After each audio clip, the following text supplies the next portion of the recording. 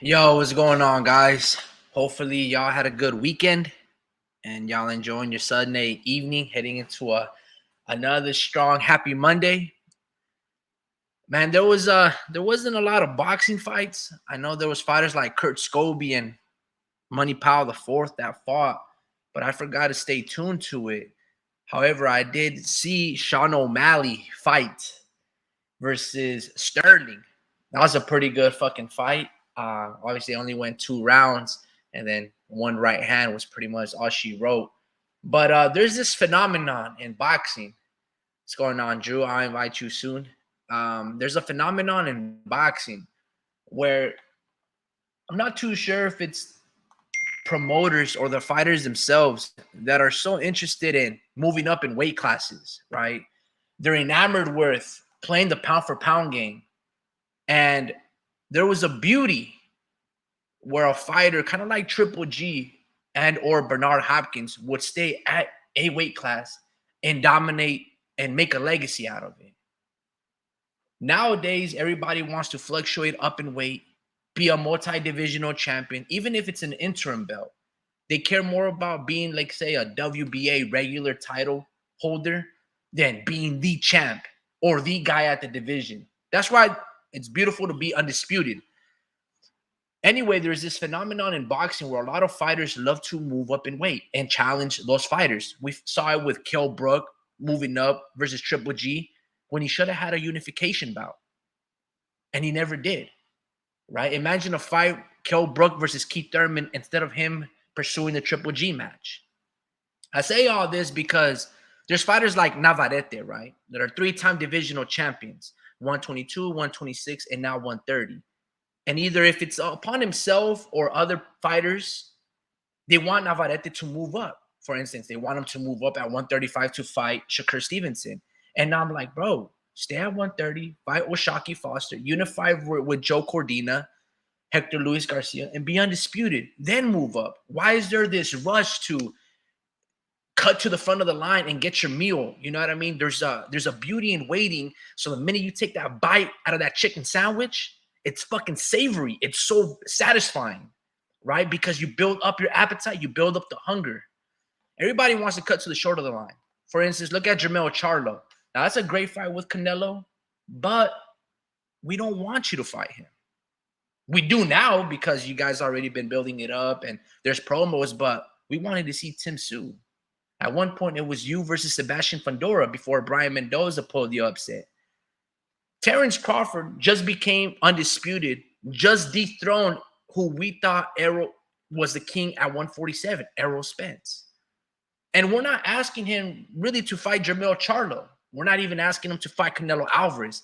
What we're asking him to do is stay at 147 if you can and fight the likes of Stanionis, Virgil Ortiz, Boots Ennis. That's who we want to see Bud Crawford fight more than anybody else. Do I care if he fights Canelo? Yeah, maybe. But look, in the era post Pacquiao and Floyd, right? There's 3 fighters that had carried over boxing. When Pacquiao, Marquez, Miguel Cotto, Floyd Mayweather, Klitschko, when these fighters retired, there was nobody else to really fill the void. Like, who was taking that throne? Was it going to be Canelo? Is it Usyk? Is it Bud Crawford? Now it's all 3 of those guys. When you think about the new wave of boxers post Pacquiao and Floyd, those are the top 3 fighters that you think of. Now there's Monster Inoue, right now at the forefront. But we're not asking Bud to fight Canelo, man. In fact, whether it's Bud ego and his pride, willing to move up to 168 to tell people, look, man, I'm a competitor. I'm the best of this era. This is me. This ain't Canelo era. This is Bud Crawford. And this is why Bud wants to fight Canelo. I guess I can understand that. But yeah, man, I don't want to see that fight. What's going on, Drew? What's going on? Speed, how was you guys this weekend, man? How y'all doing? Good. And you, man? I'm doing. Shit, I'm good, bro. I'm good. Nice, man. Yeah, man. Good subject today. So, Bud, he's in a good position right now. He's in a position he's never been in. he calls the shots now, so he's a guy. So everyone around him, pretty much that we're talking about, that he could be fighting like Tank or a Canelo. Those guys, they got to reach for greatness, After anything before that, they're doing great, But yeah, man, Bud got a bunch of options. He got a plethora of options, just as much as Canelo. I mean, Canelo's back is kind of on the wall a little bit just because of the loss to Bivol. It kind of made him look like not the guy anymore. So that made him kind of look bad, especially Bivol not wanting the rematch. So he can't really talk smack, like he can't really get those losses back, like Jermell did. In mind, Jermell, if he beats Canelo, he's gonna be in an even better position now. If he wins, better than Canelo for sure. But yeah, Bud, he does have a bunch of options. I want to see him face Tank more than I do Canelo. Who, Tank versus Bud? You want to see Yeah, this is the thing. This is what I'm saying. I don't want to see none of those fights, bro. Yeah, I mean, like I rather see Boots and Crawford. Honestly, that's my matchup right there. But I mean, it just sucks that he's just saying shit like he doesn't bring anything to the table. I'm like, bro, he brings the skills to the table, but he's thinking like a businessman now. And, right. So that's exactly right. He's thinking. See, when these fighters move up and fluctuate and manipulate their weight, that's all they're thinking about. Kell Brook thought the same thing as well. He went up to Triple G. Oh, it's a pay-per-view fight. I'm gonna get paid money. But in reality, it's like, bro, we wanted you to fight Keith Thurman. We want you to fight Jeff Horn or Pacquiao. Unify that division, Kell Brook. Yeah. No. Yeah. Bro, I want that 5-7 rounds that you went with Triple G. That shit was nice. That was amazing. You got some fucking balls. But now stay the fuck down at that weight class and dominate it. See, this is what I hate now, bro. All these guys become businessmen, and there's nothing wrong with that. Everybody's about solidifying, their bloodline and making sure all their family and kids and kids, they're all solidified with going homes and college and all these things. But look at Bud Crawford right now, right? He says that Jerome Boots Ennis doesn't bring nothing to the table, and he sure as hell does. He brings he's actually built a record to the table. He's actually built a big following over the past year. But forget followings, forget money and all this. Well, that's what you have check this out. You have an opportunity. If you're Bud Crawford, you have an opportunity to erase everything that Errol Spence has ever done at the welterweight division. You have the opportunity right now to erase everything that Sugar Ray Leonard, Mayweather, Pacquiao, all of these dudes in the histories of the past years, they've done if you just stay at welterweight and eradicate, knock out Stanionis, knock out Boots Ennis, knock out Butayev, knock out Keith Thurman. If you were to do that, bro, he's probably the greatest welterweight the history has ever seen. Yeah. But if he moves up in weight and he fights, let's say he has a rematch with Errol Spence at 154. Fuck it, that was on your contract. But let's say he don't fight Jermell Charlo. Yeah, being 3-time undisputed is some fucking top 10, top 5 in the history of the sport.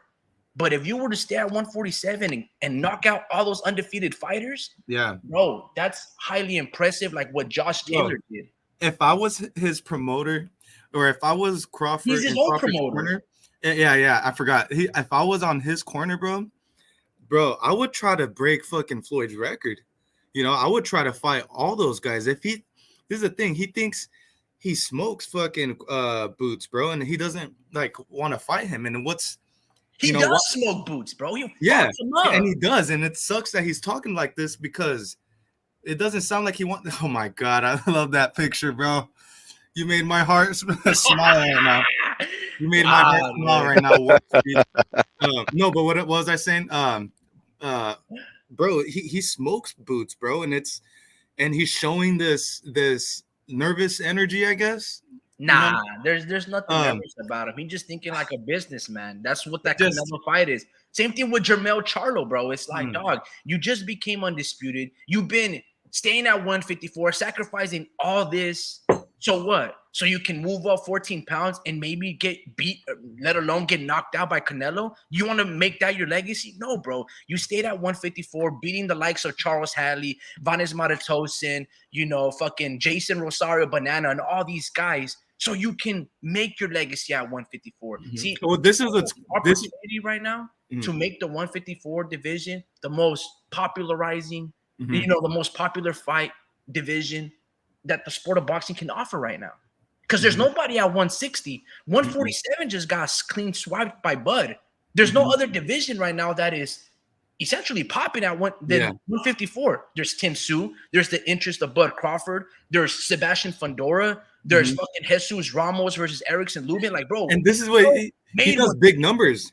He does big numbers with Tim Tszyu and that's a fucking pay-per-view. That shit does $1 million in Australia. Yeah, one has the country of Australia behind his back. That's a lot of pay-per-views that are about to get bought. And Boots Ennis, bro, he's built he's built a following like fucking Spence, bro. This dude and he's like in Philadelphia. It's really a populated city. You got people like Bud who lives in Omaha, Nebraska. Not much of a population where he's from. So and that's why it took a while. That's why it took a while for his following to build up, and it finally got to that point. But Boots kind of, over the past year, because of, people like Steven Jackson, the former basketball player, he from, I forget where he's from, but he's really like, shouting this dude's name. You got a bunch of podcasts shouting Boots' name, like $1 million worth of game. You got them really just calling for this fight. And I'm like, bro, that's all you need. Like, these podcasts, bro, are literally the key to building hype, and I feel like they're beneficial to, pay-per-view events. And that's all I'm like, man, do you not see that, Crawford? Like, you smoke this guy and you make money, so why not? Yeah, but again, you're look, the reason why I didn't want to go down that road is because if you're just talking about making money, see, I'm talking about legacy. You're talking about making money. Then it's a wham bam. Check this out. It only makes sense for him to go up to 168 and fight Canelo for that money. Whatever Boots is following, it ain't gonna ever amount to what Canelo has currently right now. That might take Boots 10 fucking years to get. 7 years, but ain't gonna be that long. So that money talk, it makes only sense for him to go fight Canelo. But if he stays at welterweight, bro, and he fights all these fucking guys, I'm talking about legacy. Right now, he's up there. Like, when you think about the best welterweights in the history that the welterweight division has ever offered, Bud is in that top 10, in that top 5. If he were to stay there and continue to fight all these fucking dudes that are undefeated, easily top 5. Bro, he might even be number 1. And because of you're saying welterweight history, right? Yeah, in welterweight history, which is a list of bad names, bro. Badass names. 5. Maybe top 5. Just with one more fight. If he fights Jermell, I think boom, and he beats him, boom. Well, actually, no, he would be middleweight. Now, if he were to beat Jermell, that would be at middleweight. At 154, it wouldn't be at middleweight. It would be at 154 for undisputed. Maybe, I don't even know if they stripped Jermell and they gave it to Tim Tszyu. But it would be incredible. I'm like, every accomplishment that Bud has right now, they're all incredible. It's just which one is more awesomer than the fucking previous one. But yeah, dude, I just hope he stays at welterweight. And again, bro, there's so many fights that couldn't be made. Stanionis, Virgil Ortiz, Boots Ennis, Easy Money, Thurman. Who the fuck else is coming up? Cody Crawley's all right. Yeah, he's all right. But again, these are undefeated fighters, and he goes down on his resume, bro. Right now, again, he can erase everybody's history. What makes more money? What makes more money, Tank or Canelo? But you see, Canelo, but it doesn't matter about that, bro. Like, who cares about? I mean, I can't say who cares about it, because if you're thinking of a businessman, then money makes sense. Okay, whichever one makes more money is the favorite fight. I don't know, bro. He can fucking fight right now Sean O'Malley, and it'll probably make more money than both of those fights. Like, if we just talking about that, then might as well just have exhibition bouts with Jake Paul, and you'll fucking gross out like 2 million pay-per-view buys. Like, that's what I'm saying. Like, I don't really care about those fantasy fights. Mhm. What about you, Speed? What you think, man? You there? Miss Alicia Bumgarner. Yeah, I know. I like that though. Dirty, right? Uh, you know, I always like to start off from the top. Uh, and the top was, how is your day going? How is your weekend going? Um, it's going all right. It's going all right. You know, Central California weather, splendid, How did Mo? sunny. How did Mo do? It did. We were gonna get there. So as far as my weekend, of course, it's a mixed bag. You know, I got a little good stuff. I got a couple of little bad stuff here and there. As far as boxing being a very important part of my life, there was nothing too entertaining that I watched over the weekend. That's as far as my own personal entertainment. As far as my personal involvement and that of my family, you know, most people may have heard me say that I'm involved in the sport as a father, a um, a um, a consigliere, and you know, I used to mess around here and there, but my son, he's a boxer, and he had a fight over the weekend, and it did not go good. Um, it did not go good in the sense that I know he's way better than this.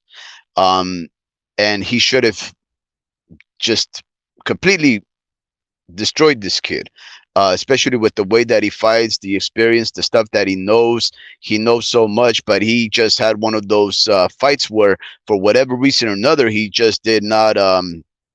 He not he did not go out there and just perform to his level, and he fought the kid's fight, and he did not do enough.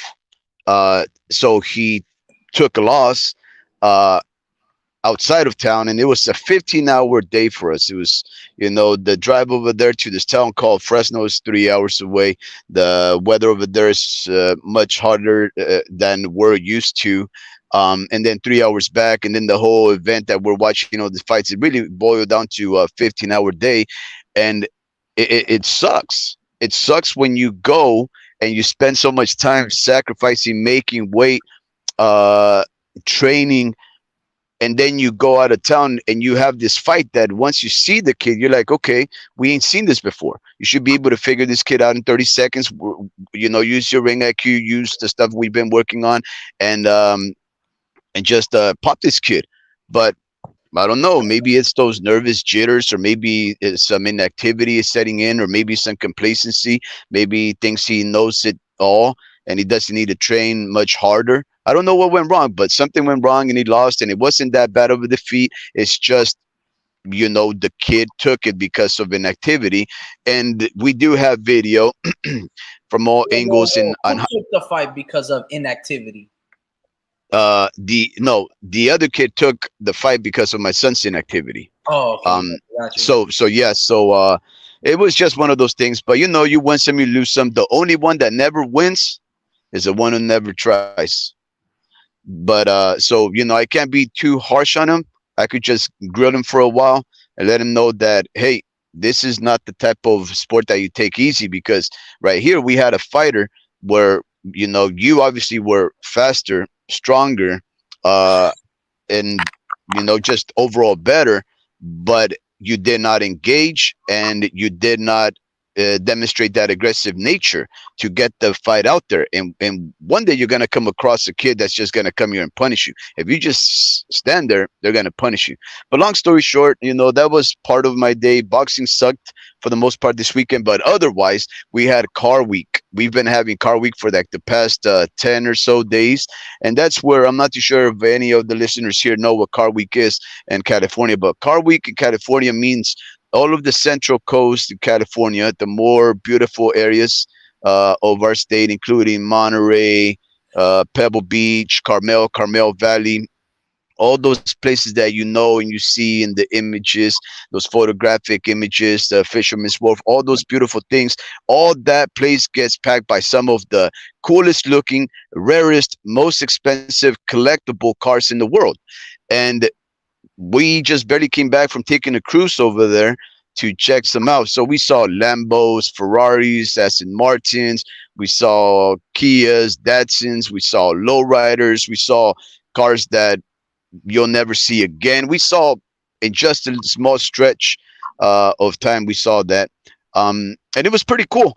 So it was a pretty mediocre weekend, good and bad. Now, getting getting down to what we're discussing, what the homie Ricky has invited both Drew and I to discuss, which is Terence Crawford and how he's moving and how he's talking. I guess the best way that I can say it is Terence Crawford is feeling himself to the point of absurdity.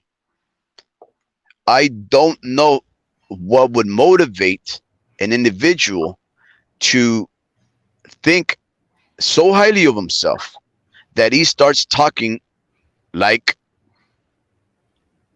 a person that disrespects the fan base.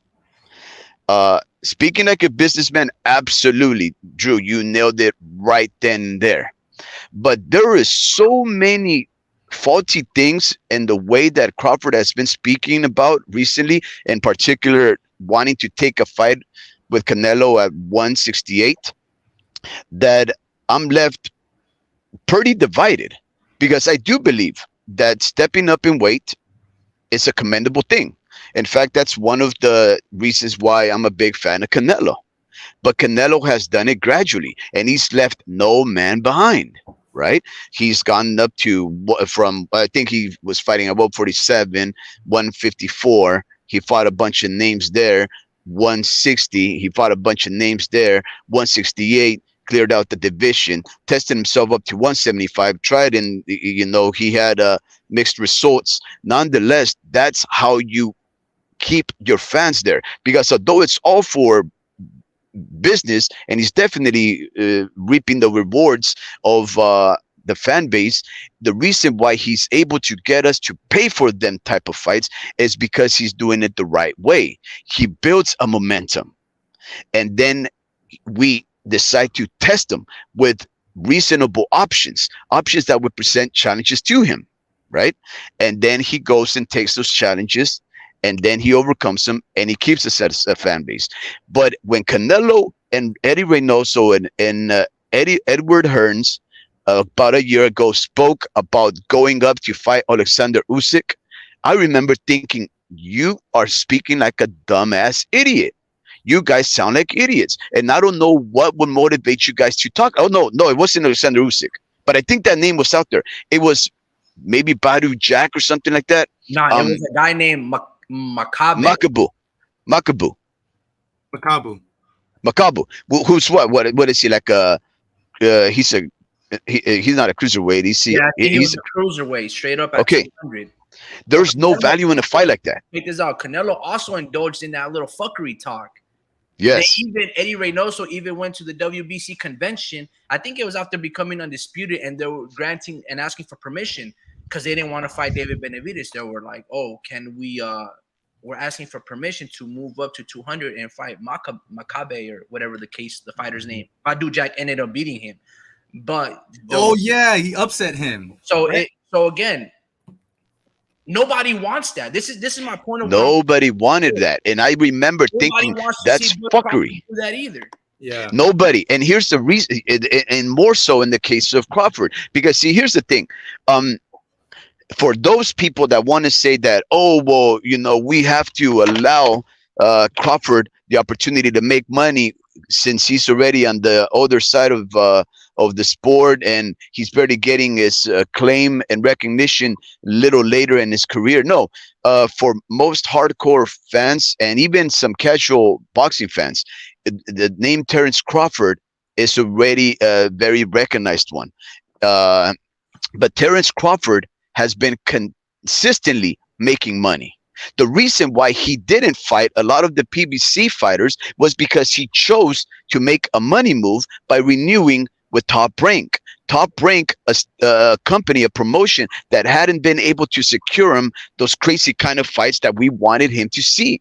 and he decided to prolong that career for another 3 or 4 fights, knowing that Bob Arum had struggled with convincing the PBC players to cross over. So he knew that when he secured those fights at an average pay rate of $3.5 million, that he was going to get easy names that nobody wanted to see for top dollar.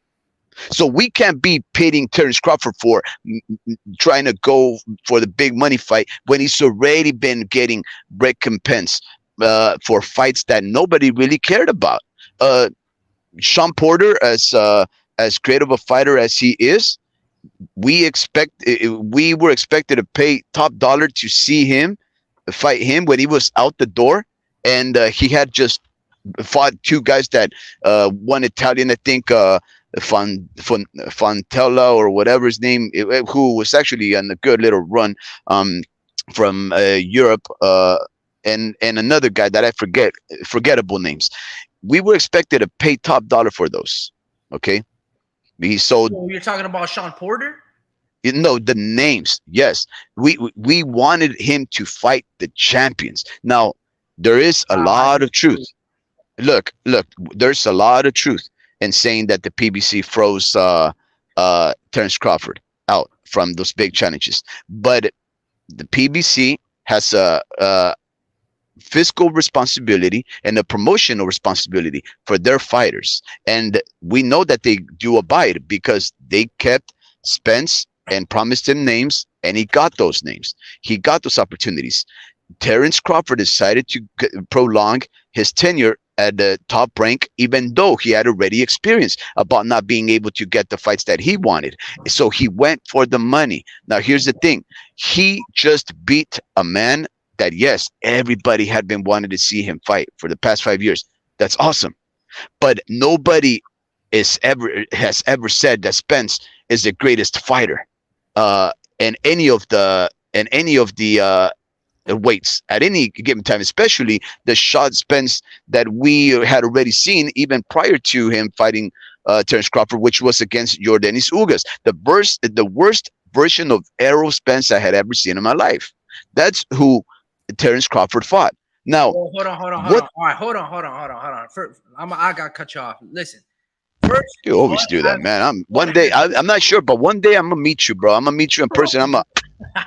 Look, check this out, bro. I'd like to be there. Bud has been making money for a long ass time. 2, absolutely. Everybody, like in terms of top tier promotion, the reason, going back to one of your points that you said, he never really got the recognition. First and foremost, he was with HBO, okay? And HBO is top tier A-lister of storytelling. They helped build Bud's career. They gave him all the fights that he needed to succeed. Now, when he became undisputed, all those fights were not easy to make. All right. Victor Postol, Julius Ndongo, there was a whole lot of politics at play. Why is that? Well, check this out. When Julius Ndongo knocked out Edward Chovnosky, right? He knocked him out like in 2 rounds or in the first round with a left straight punch, and he got 3 of the belts, by the way, the IBO and then like the WBA and then some other belt, and the WBA, IBO, and maybe the IBF. I'm not too sure which belts that he took from that Russian guy, right? Sergey Lipinets at 140, right, was the mandatory.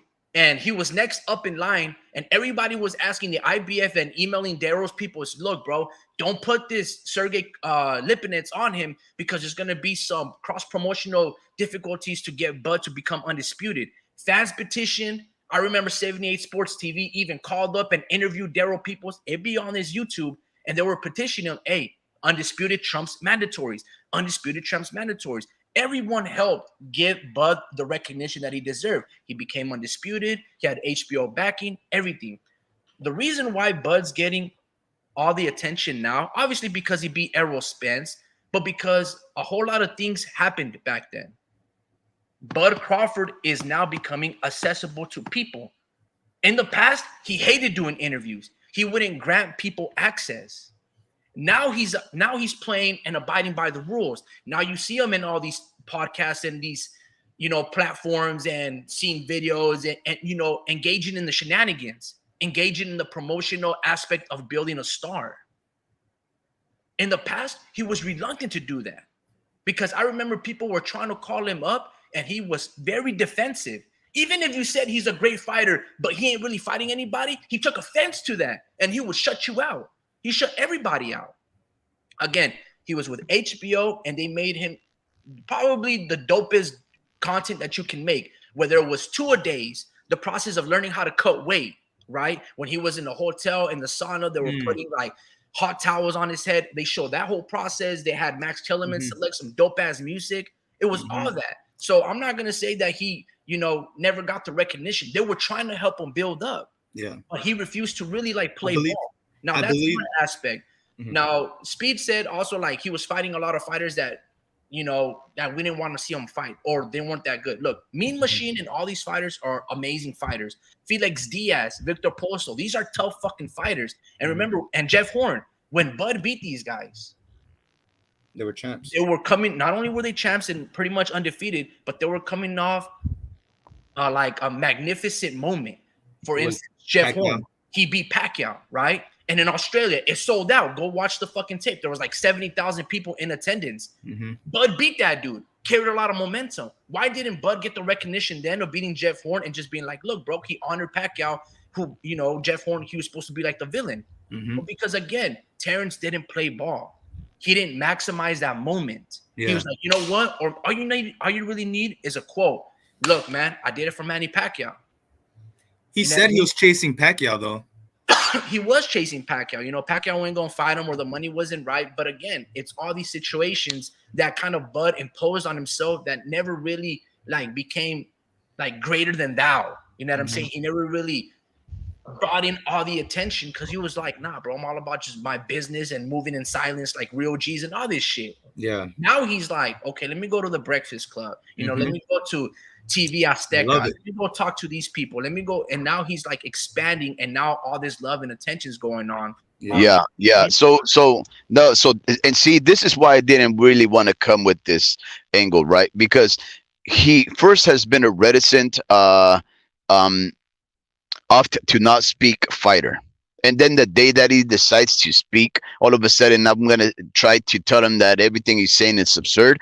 I know it sounds so fucked up. Right now, he's not acting like an idiot. He's not, being disrespectful. He's more accessible. We're getting to see the more personal side of him. He's turning out to be funny. We obviously know he's very confident. We're getting to hear the upbringing of his life and all those very interesting things that we should have had a long time ago, but we're barely getting it now. But it's those things, right? It's those things like skipping so many divisions to fight the money fight. Like, look, Crawford, he's obviously one of the greatest fighters in boxing right now, probably the most skillful one, right? Natural athlete. But what does he think we boxing fans want to do? Pay top dollar for him to skip all these divisions solely because he beat up a detached retina toothless Errol Spence that had a year layoff? Nah, I mean, stop, bro. Stop. Listen, do we not find value in any of the fighters at 154? Charlo, Fundora, Campos, Tim Sue, even Virgil Ortiz, who's gonna have to fight at 154 because there's no way in hell he's gonna make 147 anymore. Does he think that we don't see great potential in all those fights? What about 160? Wait, hold on, bro. Why you gotta say that Errol Spence? Like, could it just be that Bud was that dude and he was always look? Has Bud been the dude before like that? Was Bud a dude against Porter? I mean, maybe not like that, but he's been that dude, bro. No, bro, that's funny. The real fighters. Victor Posto about 2 or 3 times. He made Victor Posto run for dear life. Did he destroy his face? Posto that broke or popped Lucas Matisse. No, because he was running. But what about Sean Porter? Did he destroy that guy's face? Jeff maybe Horn. Did he didn't destroy that guy's destroy his face? face. No, He didn't he destroy his knocks them face, but he down. fucking knocked Yeah, he over Sean Porter. He he made his knocks dad them like, down, oh, and bro, that's it. you don't on me, son, bro. He knocks them down, and that's it. Now, look, okay, he had the greatest performance against a guy who flew out of a car window. Great. Am I gonna pay $80 for you to skip out all the divisions so that you can become a three-time undisputed fighter like you've climbed up the rank? See, here's the thing, right? I No. think Again, by the bylaws, if he decides to move up, he's automatically in number one for every sanctioning body in the ranking system. but That's not how in it every works, bro. division. Not in every division. Not in every See, division, but the next division for sure. exactly. That's 154. That's all I'm saying. Here's the thing. There was this one thing that the WBC and Top Rank, along with Canelo, well, it was the WBC really, but there was this one thing, a very interesting tidbit of historical events that the WBC invented.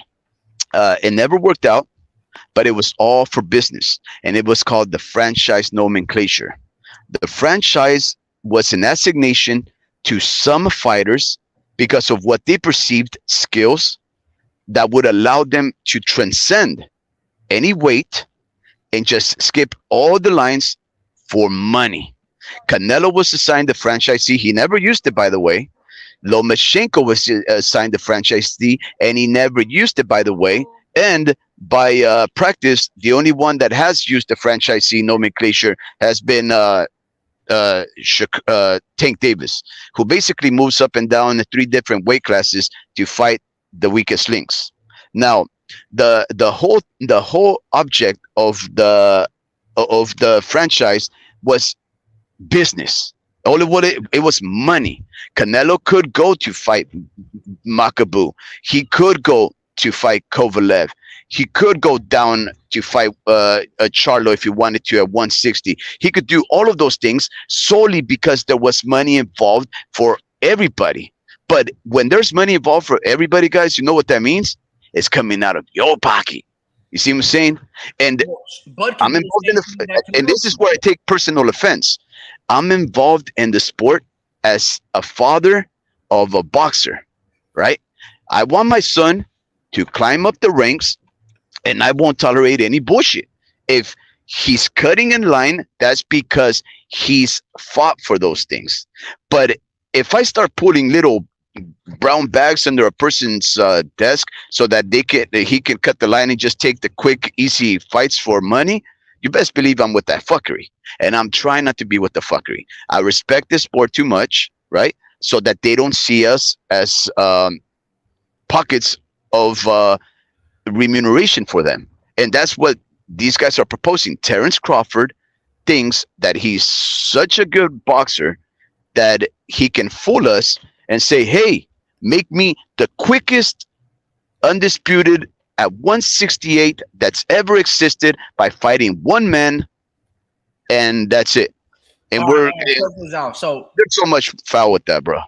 So why aren't you upset that Jermell Charlo's doing it? No, I am upset. He should be. Crawford at least done it at 140 and 147. He done it twice. Now, if he wanted to skip 2 weight classes, go straight to Canelo, it's much more, or 3 weight classes, it'd be much more like he has the right over Jermell. Jermell at least had his mandatories, and he'd be like, "Oh, well, I gotta fight Tim Tszyu, who haven't fought in over." Well, that is fuckery. We know it's fuckery, but here's something though. Here's the thing: there is some antecedents to at least provide some kind of value for a fight like Charlo and Canelo. Why? Because they used to be partners at the same promotion, and the Charlos were always calling out Canelo. They just never got the opportunity because Golden Boy was protecting their cash cow. So there is some animosity and some historical context that we can apply to say, hey, these fighters wanted this fight. These fighters are fights that some of us more astute, knowledgeable boxing fans know could have happened, but because of certain political maneuvering, didn't happen, all for the money. And they did not fight, but that could have been a fight that should have happened about 8 or 9 or 10 years ago, maybe 10 years ago, when he was still Canelo versus any of the Charlos, because they were when they were still over there with Golden Boy. Those fights actually have some historical antecedents that we can apply to say, hey, at least these guys have some animosity or some reason to fight. There's no reason. Nobody even imagined And Crawford they were in with different Canelo. divisions 10 years ago.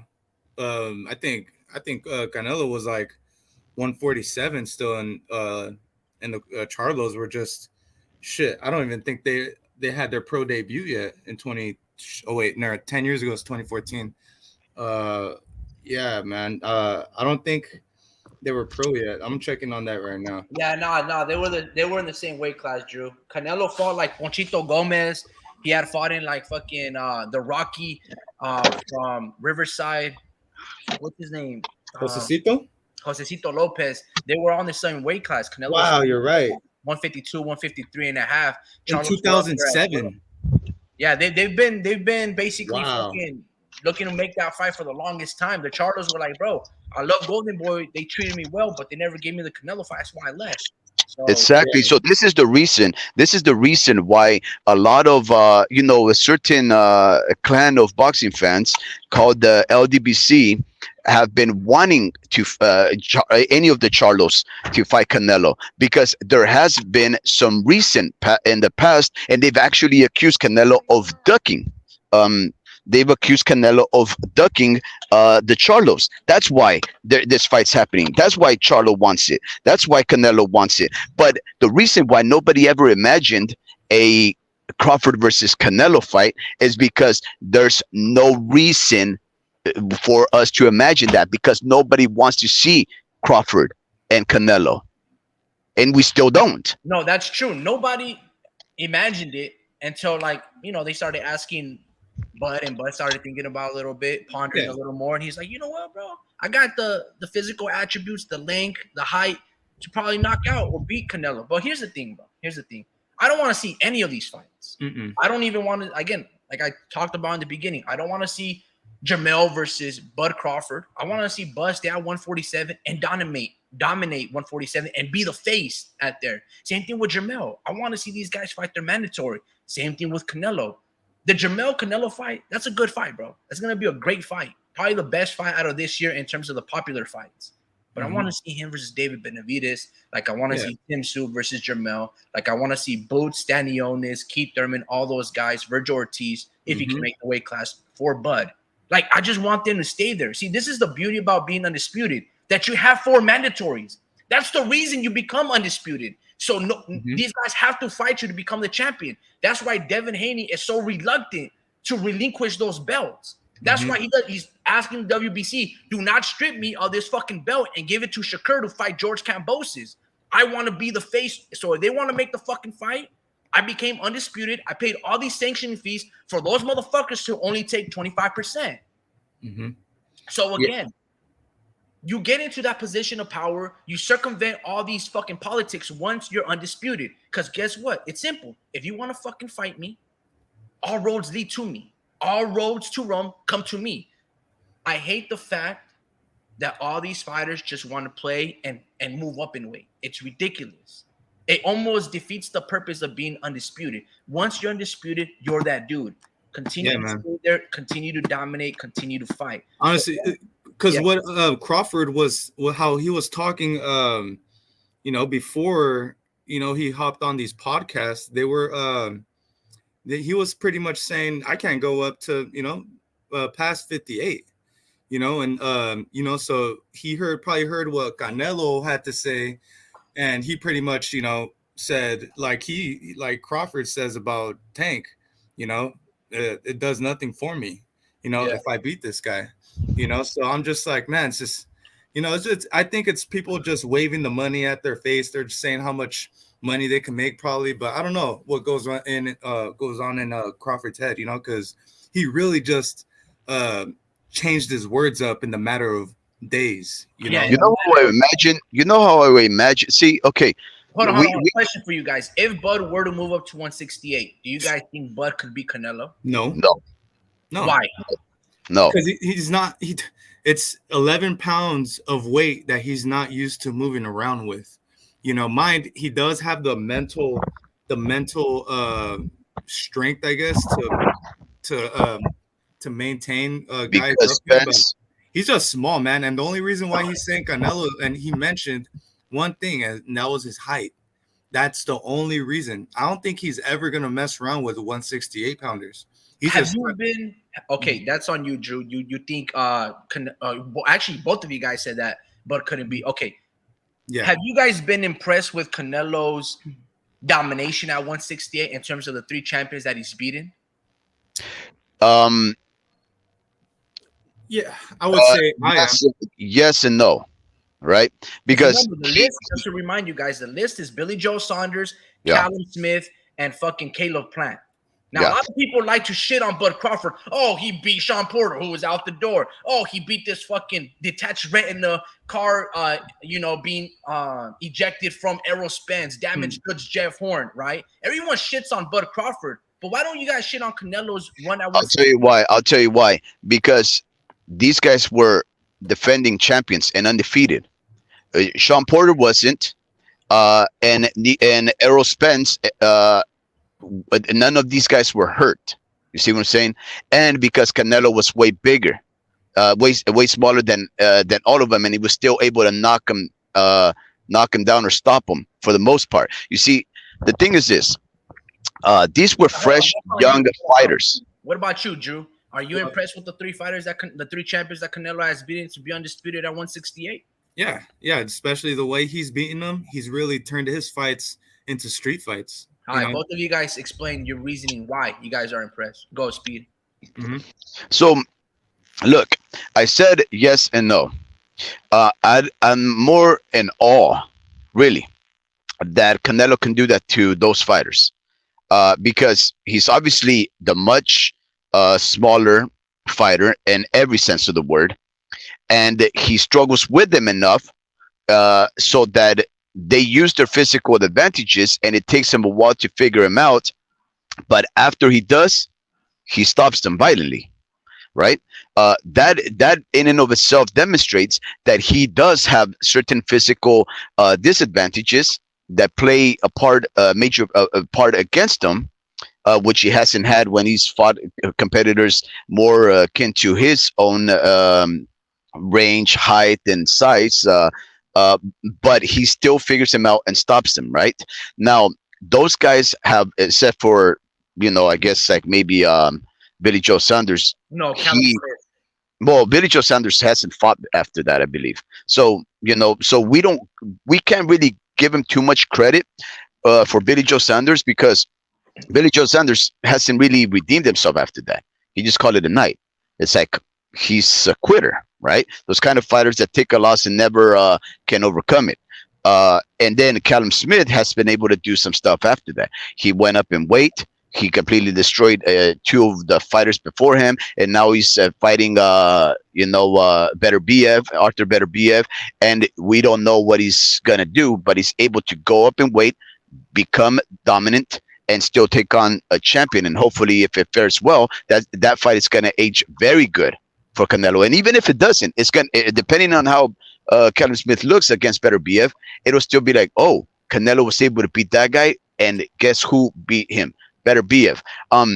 But the fights that Terence Crawford took in comparison,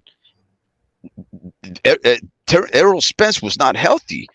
He'd already gone through hold on. Before you get into Errol Spence not being healthy, listen. I'm gonna tell you why I'm not impressed. Let's hear your side. Check this out. So you guys are impressed with Canelo because he's a shorter man beating all these big dudes. Okay, I get it. It's reasonable, right? But let's talk about those 3 champions: Callum Smith, Billy Joe, and fucking not John Ryder, but who's the other guy? Caleb Plant. All right. Who has Billy Joe beaten? Who's Billy Joe Saunders beaten at 168? Tell me the person he beat at 168. But I can tell you what he did. He failed the drug test and didn't fight Demetrius Andrade, and then he gets the Canelo fight. That's Billy Joe Saunders. Okay? Just Martin Murray. At 160, he talked a gang of shit, right? Calling Canelo a ginger bitch, calling fucking Triple G and all these guys faggots, right? There's an IFL TV interview about this, and he fought nobody. He failed a test for nasal spray or some shit. and he still got rewarded the Canelo Alvarez fight, and then the pussy decides to fucking quit just because he gets a broken orbital bone, which is fucking painful. But I saw Errol Spence, Bud Kell Brook do the same thing in 2 fucking fights and still dog it out. Okay, and then this dude, Billy Joe, has never lived the fighter lifestyle. He talks a gang of shit and never lives the fighter lifestyle. Balloons up in weight. You go look at a picture right now, he's like 300 pounds. Bro, they look up to fucking Tyson Fury, man. Okay. They think they Tyson Fury. Billy Joe is madly overrated, bro. Yeah. And he's a fucking drug and people rewarded him with the Canelo fight. That's Billy Joe. He's nobody. That's why I'm not impressed by that guy. Is he undefeated? Was he taller and, longer arms than Canelo? Sure. Mm-hmm. So you'll give Canelo credit for it, but Billy Joe Saunders ain't nothing. But he was talking so much crap. I wanted that fight. He always does. Yeah.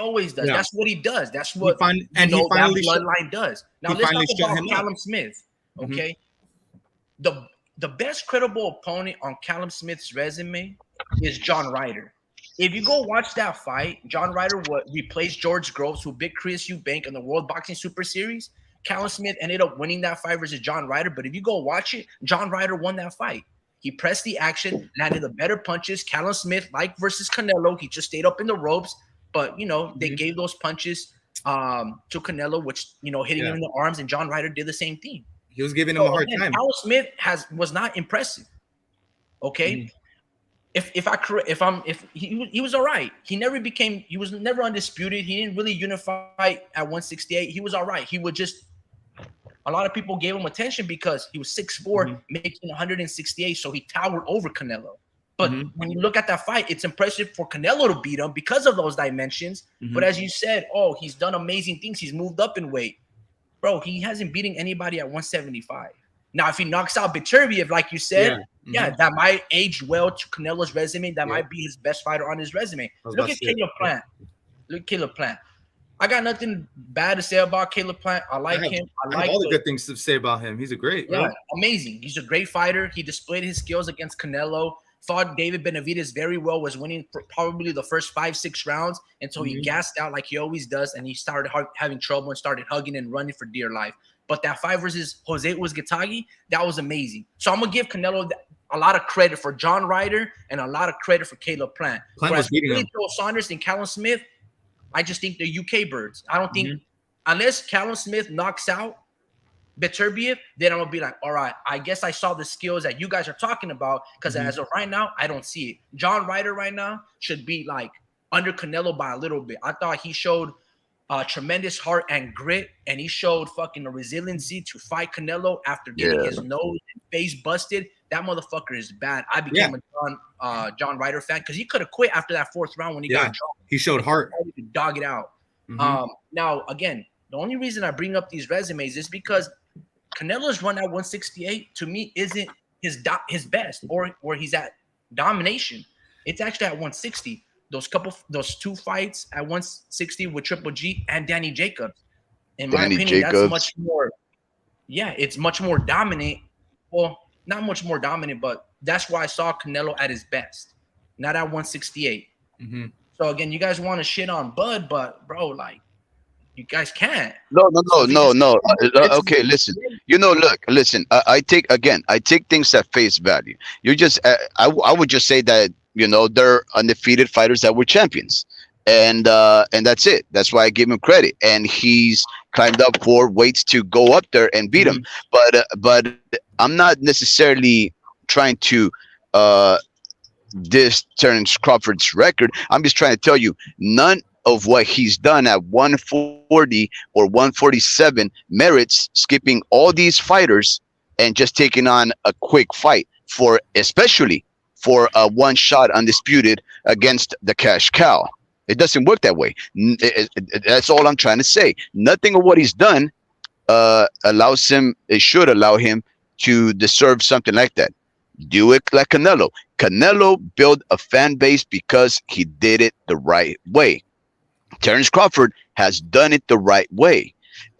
And now he's trying to not do it the wrong way. So I'm thinking, remember, you guys started off this conversation by saying that Terence Crawford didn't really, create, a good, proper fan base because he wasn't allowing himself to be accessible to others. I do think that is a valid argument. Now that he is, Well, Yeah. Yeah, now that he is, maybe he's just getting nervous, or maybe he still doesn't know proper decorum or expectations how to speak to people, or maybe he's really showing his true colors. Maybe this was really it, and that whole thing about being the quiet, silent, deadly type it was just a whole charade.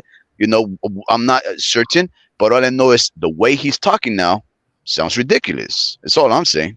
listen, he just said one statement. It's not like, dude, bro, we He said know two he's just statements. building himself a moment. Like, for instance, he's just capturing the moment. Listen, Yeah. look how much we're talking about it. Look, he knows he has a rematch clause with Errol Spence, whether it's at 147, more likely at 154, right? Mm-hmm. So Most he's gonna likely will fight happen. Errol at 154. Then he's gonna have to wait to see what are the results Canelo versus Jermell Charlo and how badly Jermell is beaten. And then he can, after he beats Errol Spence, because that's the consensus that Bud is gonna beat Errol again. Mm-hmm.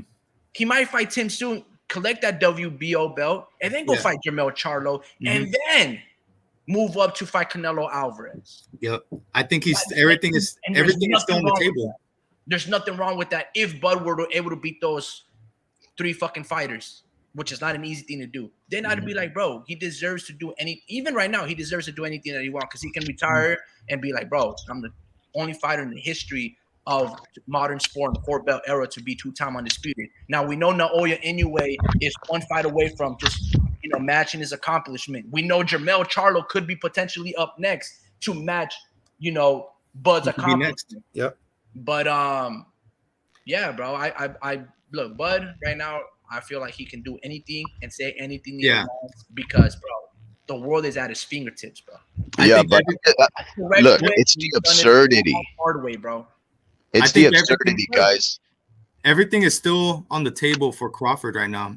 Everything's still pending.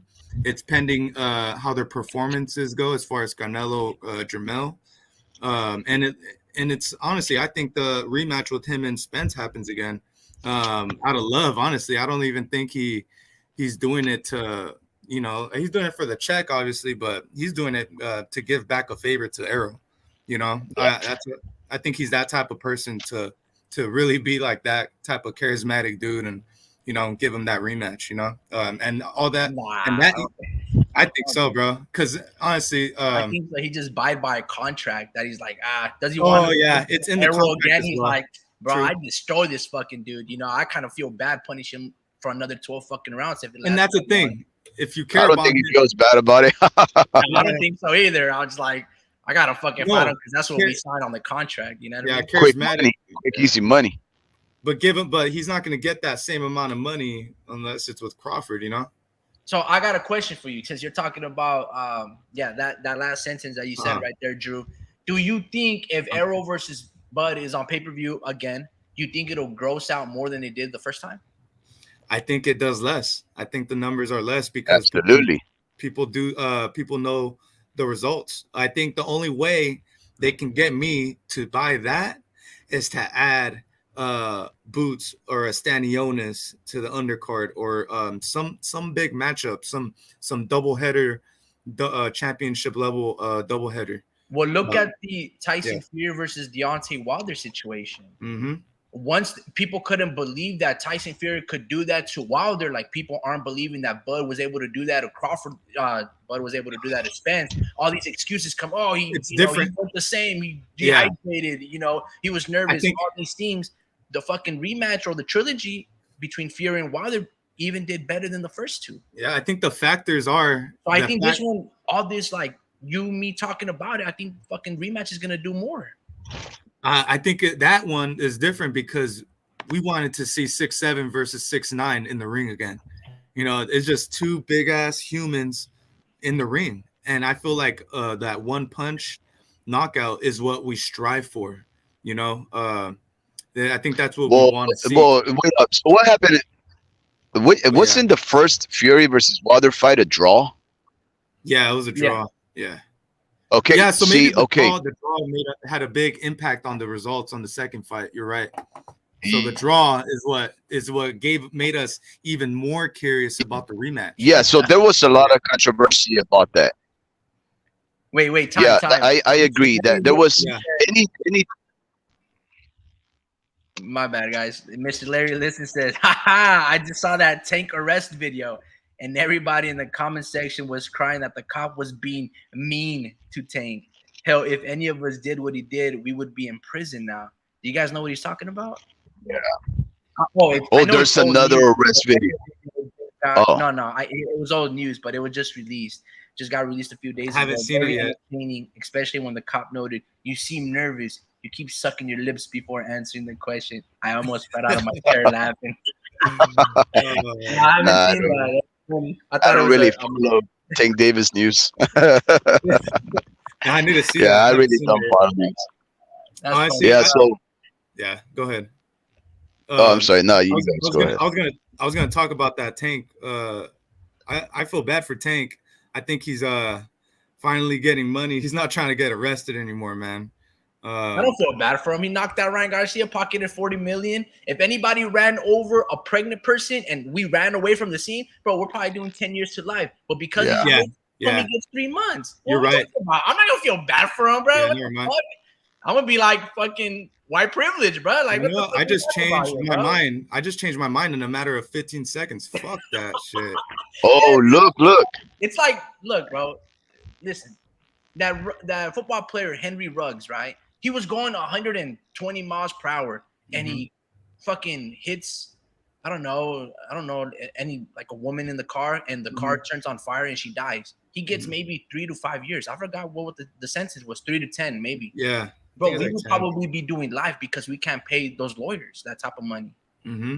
So I don't feel bad for these guys, bro. In fact, I'm like, you guys are fucking very lucky. There's fucking some type of money being allocated towards saving you guys because you guys are fuck ups. Mm-hmm.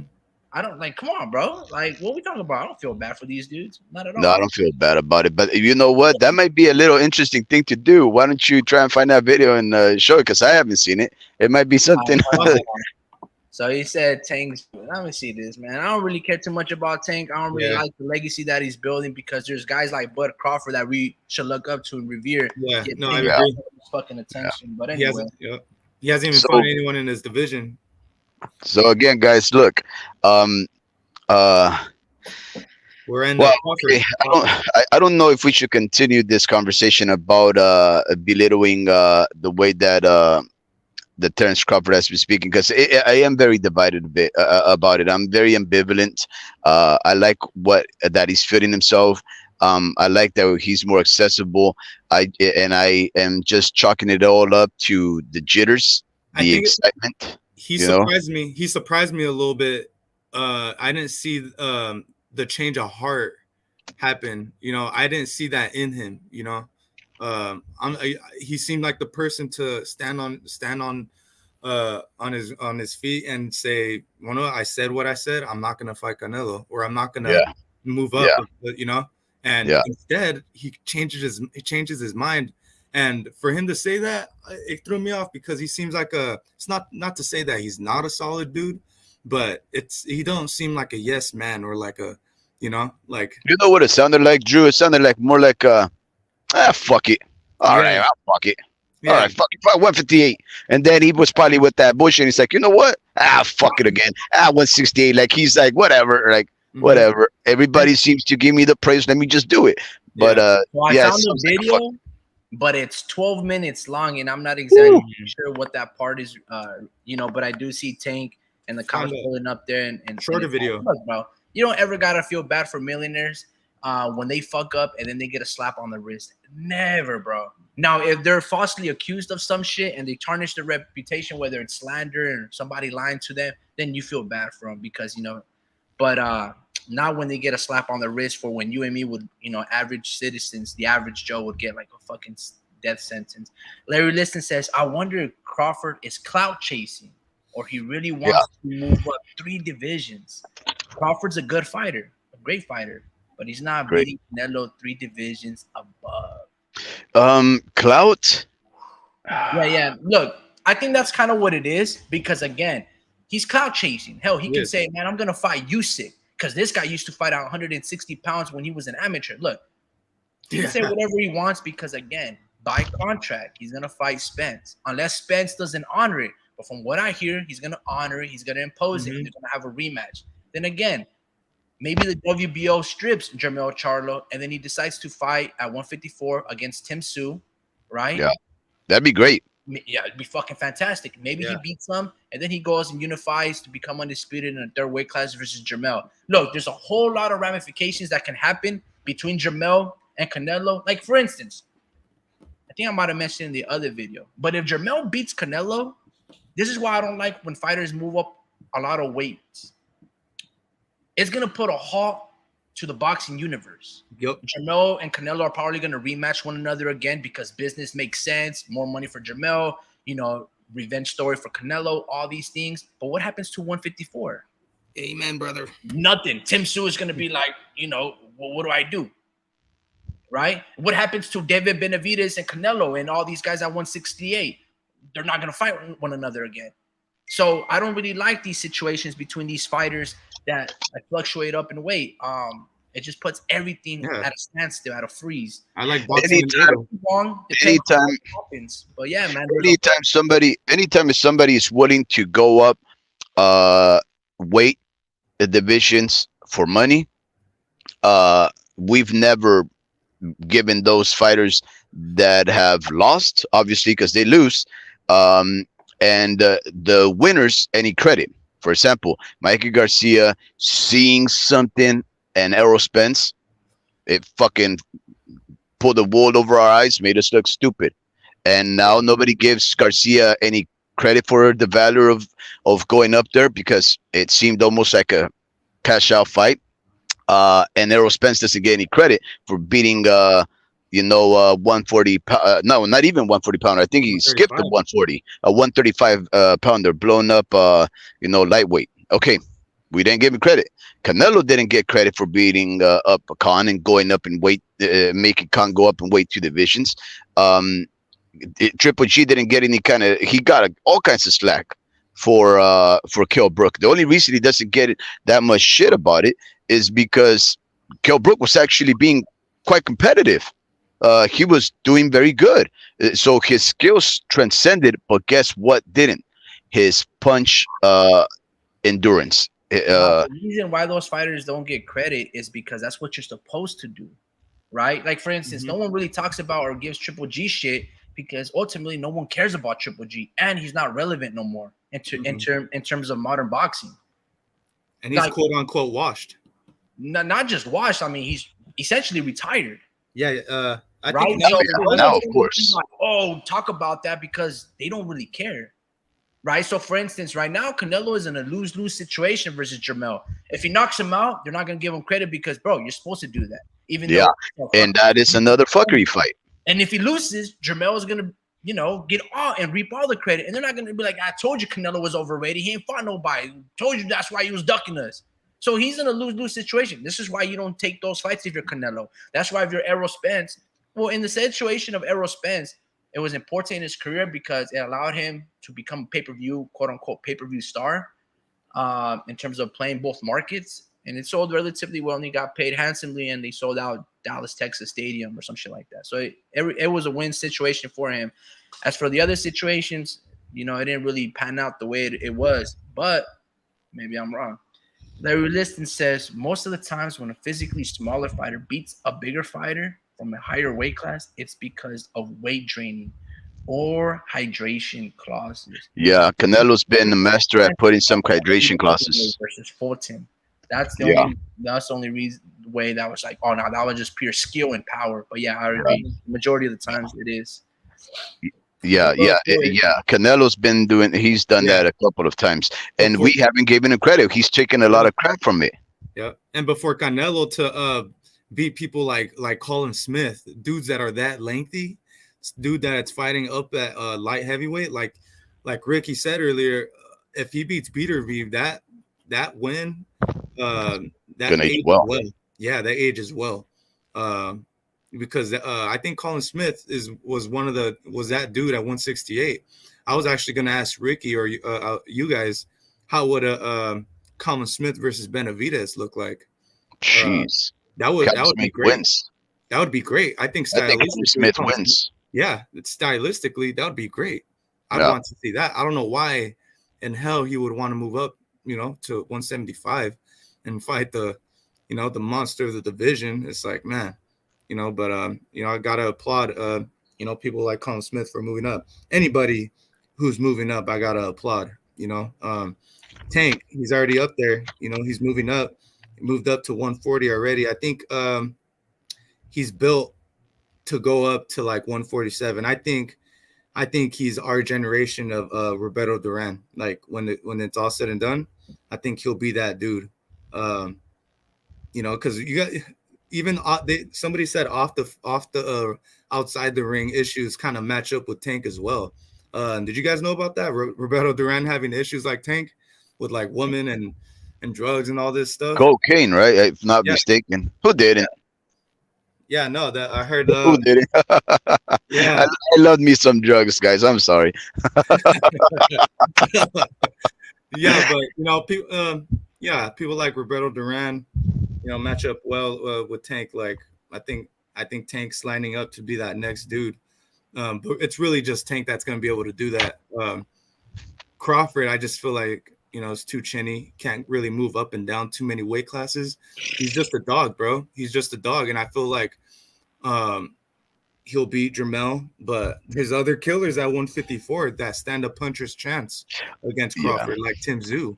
Yeah, there's so much. I don't know, guys. I'm sorry. I don't want to expound on that issue, but there was so much. There was so many and mistaken things about what Errol Spence has been saying recently that I don't even want to delve on it too much. But that's why I don't like when fighters move up, because man, there's so many guys with a puncher's chance in that division still that can give you the business. Why don't you just show everyone that you can beat Boots, that you can beat Stanionis?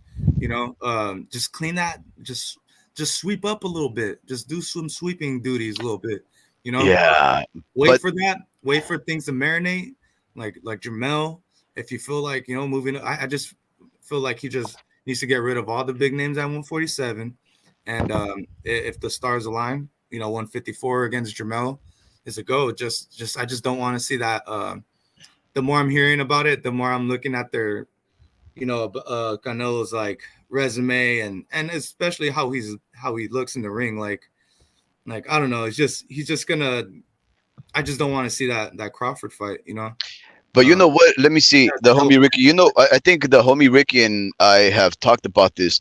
I have been of the mind that once you clear out a division, it rarely ever happens, right? Because Undisputed, Crawford just most recently did. He cleared out this whole 147.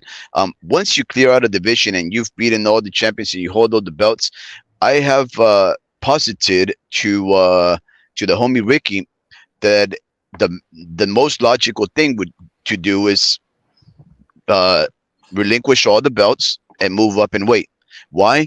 Because if you defend, now I do find a lot of value on defending at least once, right? To say, hey, you know what?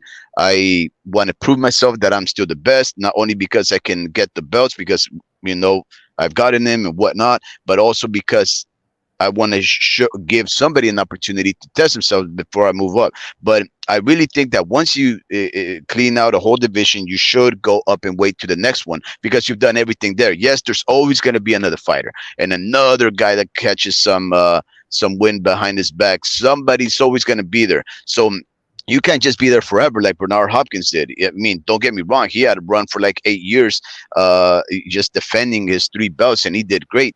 But then what happens is when you consolidate all 4 belts, if one guy beats you, if that guy has one great night and you have a very bad night, what happens is you just made a 1-fight undisputed fighter. And that is one of the most abhorrent things about that I can imagine in the sport. You come out of the blue, you beat one guy, and you take the credit for beating all 4 guys. I hate that idea. So I say Crawford, drop all the belts, let 8 men fight for all of them, which allows us fans to get some great fights in, and then from there they start winning with themselves and fighting and consolidating eventually if that's what they want. But Terence Crawford should go up to 154 and try to emulate the kind of success that he had the weight before. So I don't necessarily want him to stay at 147. I prefer that he moves up to 154, and let the 147 guys that linger behind, that are trying to make a name for themselves, fight it out and see who comes out on top.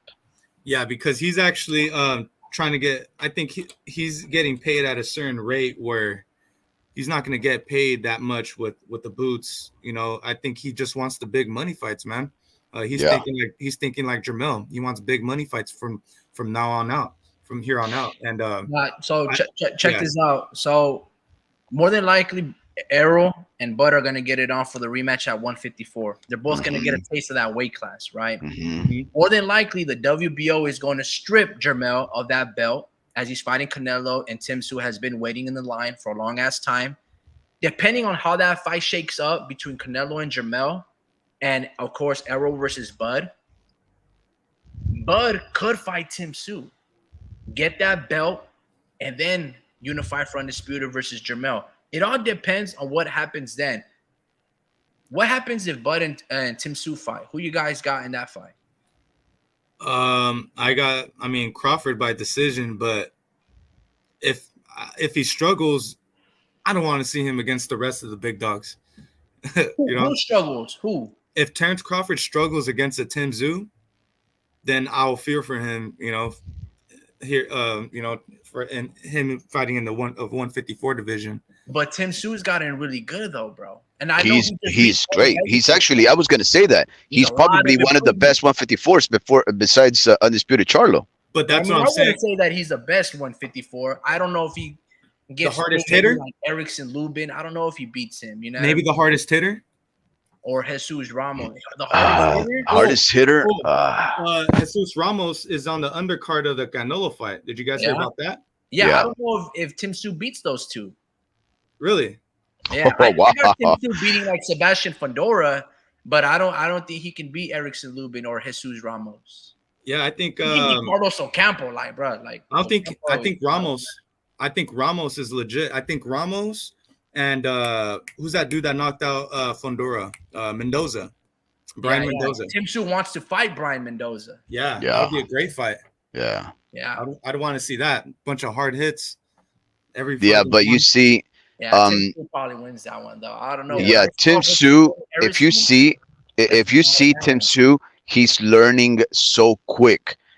He's employing different things in every single one of his fights. You can see the progression from one fight to the next.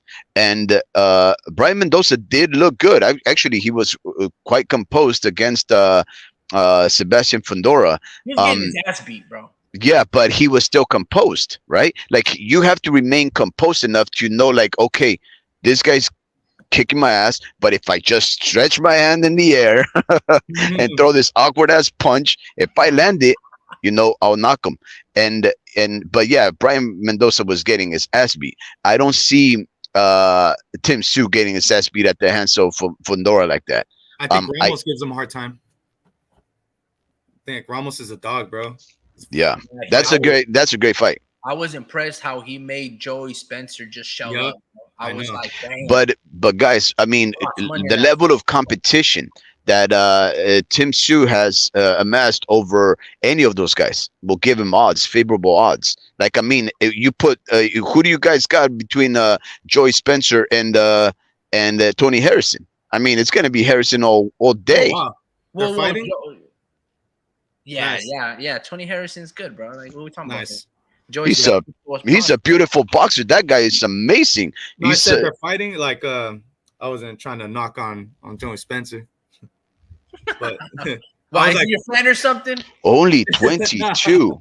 No. I don't mean like beautiful like that. I mean like a beautiful boxer, not like a beautiful man. Yeah. But no one said that. Larry Listen says, I think Tim walks through Lubin. Ramos is different though. He's a scary guy. and is getting better by the day. He's Mhm. only 22. Yeah, I sort of agree with that. I What didn't even stuck know out? he was 22. He looks like fucking Yeah. 30 or something. I What's- thought he was 26, but What stuck out Yeah. to me, Ramos's last fight was the size difference between him and Joey, Spencer, bro. I was like, Yeah, wow, yeah. this guy's a big boy, he man. looked like a fucking Beast. 8 pounder, bro. Yeah, Beast. he's big. He has the room to move up. He's got some thick ass eyebrows, bro. Yeah, he got some Like, bro, he caterpillars. got thicker eyebrows than me. That's like I have Eugene Levy eyebrows. You know the guy from Stifler's dad or something. Oh God.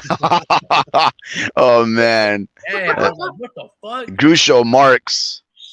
Crucial. Holy, I was impressed. I never seen anybody have. Yeah, big, I big like eyebrows than me. Ramos. Yeah, Yeah. Ramos, he looks pretty. Yeah, he'll be at 154 for a minute. So hey, and speaking about relinquishing all the belts, Charlo should relinquish all the belts and let everybody fight from at 154. The natural thing, Oh, bro. Again, the natural thing, the natural thing for him is to go up to 160, right? Because what's gonna happen is no. somebody like The natural thing is once a champion or a fighter becomes undisputed, have a elimination tournament like a World Boxing Super Series, and then Yes. the winner of that shit fights the undisputed. oh I yeah, love no, this. that's the best idea. Yeah, You don't that's the become best. But who undisputed. does that? Check Who this does out. that? You don't become undisputed to then fucking relinquish it, lose all your standing and power, and then just be like, yeah, you know, I just paid all this money for the sanctioning fees so I can get stripped and I have to fucking fight 4 different mandatories that refuse to fight one another because Exactly. But how, so bro, you don't I think- so how do you do that though? How do you do that? Like, what does Charlo say? Hey guys, I'm just gonna wait right here while all 4 of you guys beat each other up. Like all 8 of you guys beat each other up. See who comes out, and I'm gonna wait 2 or 3 years. he should be able to demand that, but the sanctioning bodies have to come to unison and have a little convention and just be like, look, guys, once a fighter becomes undisputed, we have to have a tournament between our number 1 rated mandatories and have a little bracket, and then boom, boom, boom, and then the winner become, you know, the winner of that bracket gets the undisputed champion, because the undisputed champion should be able to have some privileges of a 75-25 money split, because I've been paying all these sanctioning bodies. I want top billing. 2, That would be fair. That would be fair. Yeah. I should have the best fighter, but I should not have 4 mandatories. Yeah. I became active and got all these and sacrificed all these belts and did drug testing, 10-pound rehydration, all these things, became WBA super champ, not the regular, for this fucking exact reason, right? To fight the best so I can know that I am the best, but I cannot fight 4 different people that refuse to fight one another. So he calls the shots, bro. And he decides to fucking be the one, you know, the magician, and raffle out the names. And then he'd be like, you know what? I want this dude to fight this dude, this dude to fight. He deserves to call that shit because he's earned that shit. Or another thing would be he gets to fight. He gets to fight. You know what? Not mandatories, but what are they called? Not mandatories. Yeah, mandatories, bro. Or No. voluntaries. No. Voluntaries. He gets to fight voluntaries while the other guys start winning themselves out, and he holds on to them. You know, because so that he can stay active. Because waiting on 8 guys to beat each other up for there to be 4 guys and then 4 guys to 2. That's quite a stretch of time. All that logistical planning, all the fights, all the time frame, everything that can take a while. So he should be able to take voluntaries until they but anyways, Yeah, that's what happened to Josh Taylor. He fought all these bad undefeated motherfuckers like Regis Prograis, Jose Ramirez, Ryan Martin, not Ivan Redcatch, but what's that other dude that like just fucking barns it out? He's a Russian dude, kind of chinny, but he's fucking strong. Fuck yeah, I forget. Anyway, he fought all these dudes, and then all these different mandatories started stripping them. Oh, there was Matias. Oh, then there's the Teofimo Lopez fight. There's a Jack Catterall fight. Jose Ramirez beats Pedraza, and he's back up to mandatory number 1. So all these guys started like, I want. And then because Josh Taylor has no standing and really no fan base, they fucking strip his ass, bro. And it's fucking, well, he relinquishes it, but in reality, it was them imposing, being stripped. Nah, bro, it's dirty business. But I don't even know how he didn't counter. So he's like, nah, dude, I deserve to have some fucking say in my career and who I fight without being stripped because these dudes refuse to fight one another. But Matias did fight that. Matias did fight that one Jeremiah Sponson. That was a good ass fucking fight for 5 rounds. That was bad. Which fight was that? It was this undefeated Argentinian. And Jeremiah Yeah, Ponce it was versus good for fun Puerto 5 rounds. Rican. Yeah, it was amazing for 5 rounds, bro. And like in 5 rounds, both guys threw like 100 punches each. It was amazing, bro. It was fucking bad. Mm-hmm. Yeah, y'all gotta watch that one. It came out on Showtime. Yeah, what I was impressed is how Matias can take all those punches and he wasn't even swayed. Yeah, there was no filler rounds, Drew. In the first fucking round, Jeremiah Ponce throws over 120 shots, lands a shit ton of uppercuts, and Matias he's just right there with a high guard, shelling up, weathering the storm. And then he starts to unload in the next couple of rounds, and it was fucking amazing, bro. Wow. Yeah, Short and sweet. It was like, man, I don't even know what I can. It's kind of like Arturo Gotti, Mickey Ward shit.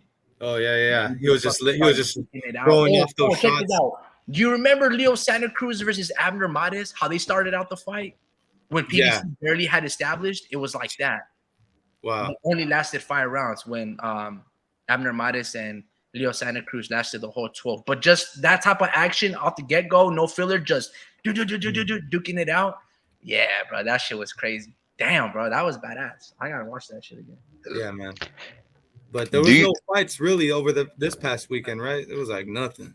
There was Yafai Galal and a couple of the next generation of fighters from Matchroom. I got to see just a few, but I got a little busy. I think most people were just focused on the MMA. Yeah, the big fight with Aljamain Benjamin versus. So check this out on the topic of Canelo and Bud. So Canelo says, I think I got at least 4 more years in me, maybe 5. I've been boxing since I was 15, and that's almost 18 years of fighting professionally. But I would say I would want to retire at the age of 36 and 37.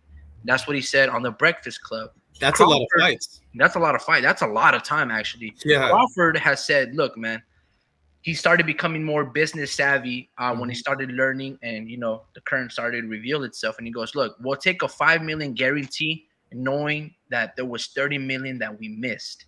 I used to be that guy. Let me take this money and just do my job. Let me sign this contract and get this guarantee. But once you get older and once you start noticing that you're in control of your own business, okay, so let me see that contract. Let's see what's really coming in. So look, man, to put everything into perspective so we can jump on to a different topic, I don't mind if Crawford fights Canelo Alvarez. I don't want to see him next. I do want to see, him maybe fight Tim Tszyu or maybe test the waters at 160.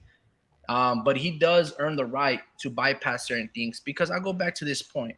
At one point, Errol Spence said that he wanted to fight Canelo Alvarez. And he was adamant at the time, and he had a lot of momentum. He had seconds out with Radio Raheem. And it was a quick little thing as he was exiting a fight and going into the car. And a lot of people were in favor of that fight. I don't see absurd of the domination, not absurd, in terms of the domination that Bud has displayed time and time and again. And I like Bud, but I doubted him in that fight. I thought Errol was that dude. I thought Errol was able to overcome the situations because he's done it in the past. And I thought it would just been a better story. But nah, bro. Bud showed that he's just that dude. So if Bud want to be like, look, bro, it's not the Canelo era. It's my fucking era. Post Pacquiao Floyd, this is my fucking era. And let me show you why, because look what I'm going to do to Canelo. And that's his fucking mentality, bro. And that's what he's trying to do, be like, there is no Usyk era. There is no Canelo era. This is the Bud era. If it's about that shit and he beats Canelo. Oh, Floyd. That's he surpasses Floyd if he fucking fucks him up, beats him up bad, I don't know. Bro. There'll be a lot of talks about that for the rest of our lives, but I think it's ridiculous, guys. I don't really think it merits much attention, but I do. I wanted to, and I'm not too sure. I don't want to take over your show, Ricky, but you did hint that you wanted to move on to another topic, and I wanted to offer the following topic: the beautiful dame before you that I'm using as my emoji or whatever you would call that. Do you know who that lady is? Icon, your avatar, but I just see a gray screen, bro. Like a Dufon. You're lying. I don't see. Yeah, it's a gray screen now anymore. Because you keep cutting out, so you have to display it again in your settings. Yeah. Really? Yeah. But with the Canelo fight, did that work? Alicia Bumgarner. Oh, do you see her? No, I don't see her, but I know that was what your previous pick Yeah, in that's the beginning of the video. So, what do you guys want to talk about her? yeah. Why you Okay. guys want to talk about my wife for? You in the long list, my friend. You in the long list. Oh God. I'm third. I'm third. I'm just kidding. So you don't see her there, huh? Nah, I Yeah, don't. no, it went away.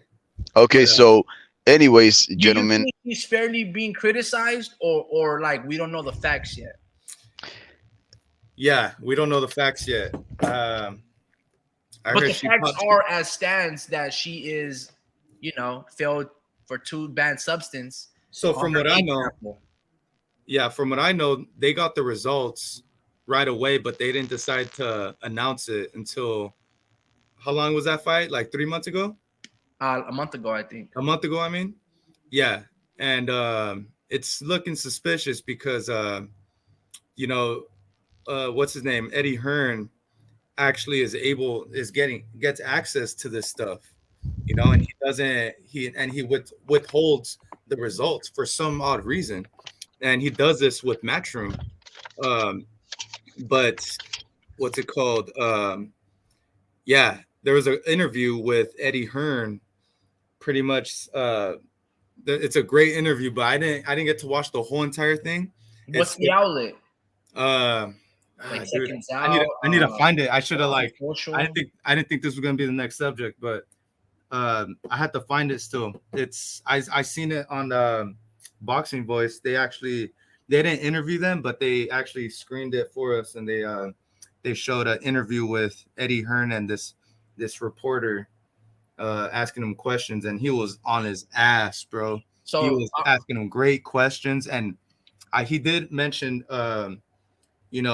how far along they get tested and all this stuff, and it didn't sound like he was too positive, bro. It sounded like he was talking like he was thinking on the fly or something, because the reporter was just asking him some tough questions, bro. I wish I would have done my damn research. got you. Yeah, I so will say this when it comes down to Eddie Hearn, at least, and I've only seen it with 2 fighters, so there's precedent. He tried to cover that Conor Ben shit. I didn't like that at all.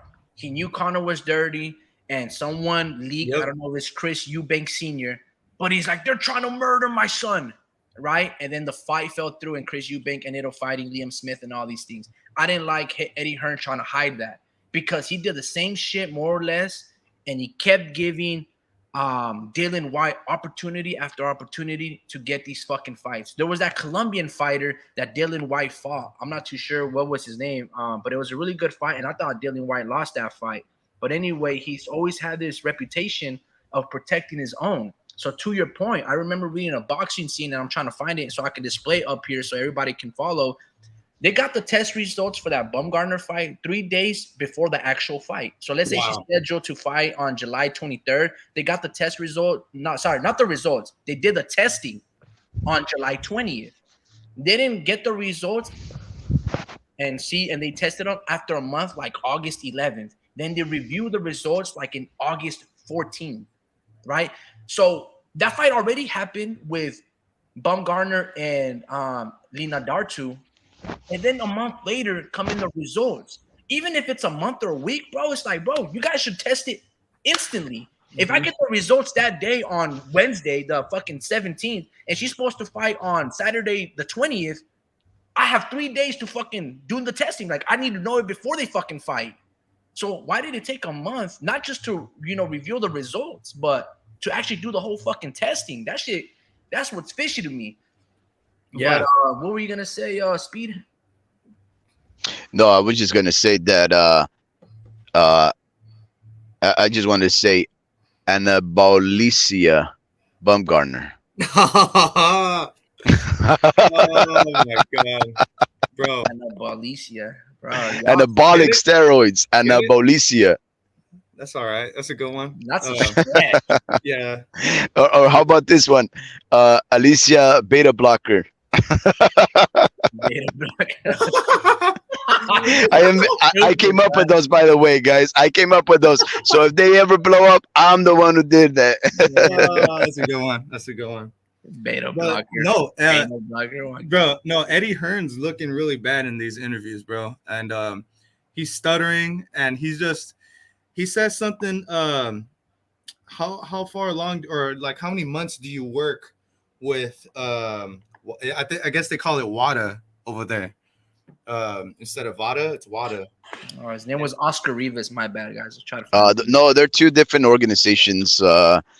Drew, WADA and VADA are two different organizations. WADA is what the Europe and United Kingdom uses for the drug testing. So for the most part, WADA is recognized by the British boxing board of the BBBOC. That's what they use. VADA is a more stringent, more renowned testing company, but it's based in the United States, and depending on what region of the world you fight in, one might use VADA and accept their results, and some regions may not, and they'll accept WADA or something to that effect. Yeah, and he said how far along or how many months do you work, or how long do you work with WADA? And he said, oh, I don't know, 3, and then he says 3-6 months. Like, bro. Like, how does that even make sense? 3-6 months. Yeah, because it's not an ongoing standard. You know, they don't unless it's like VADA, they do it like year-round testing, but not other sanctioning bodies or drug testing administration. Like Eddie Hearn says, and everybody says, it's expensive to do these testings for their fighters for every single one of them, at least 30 for every single body.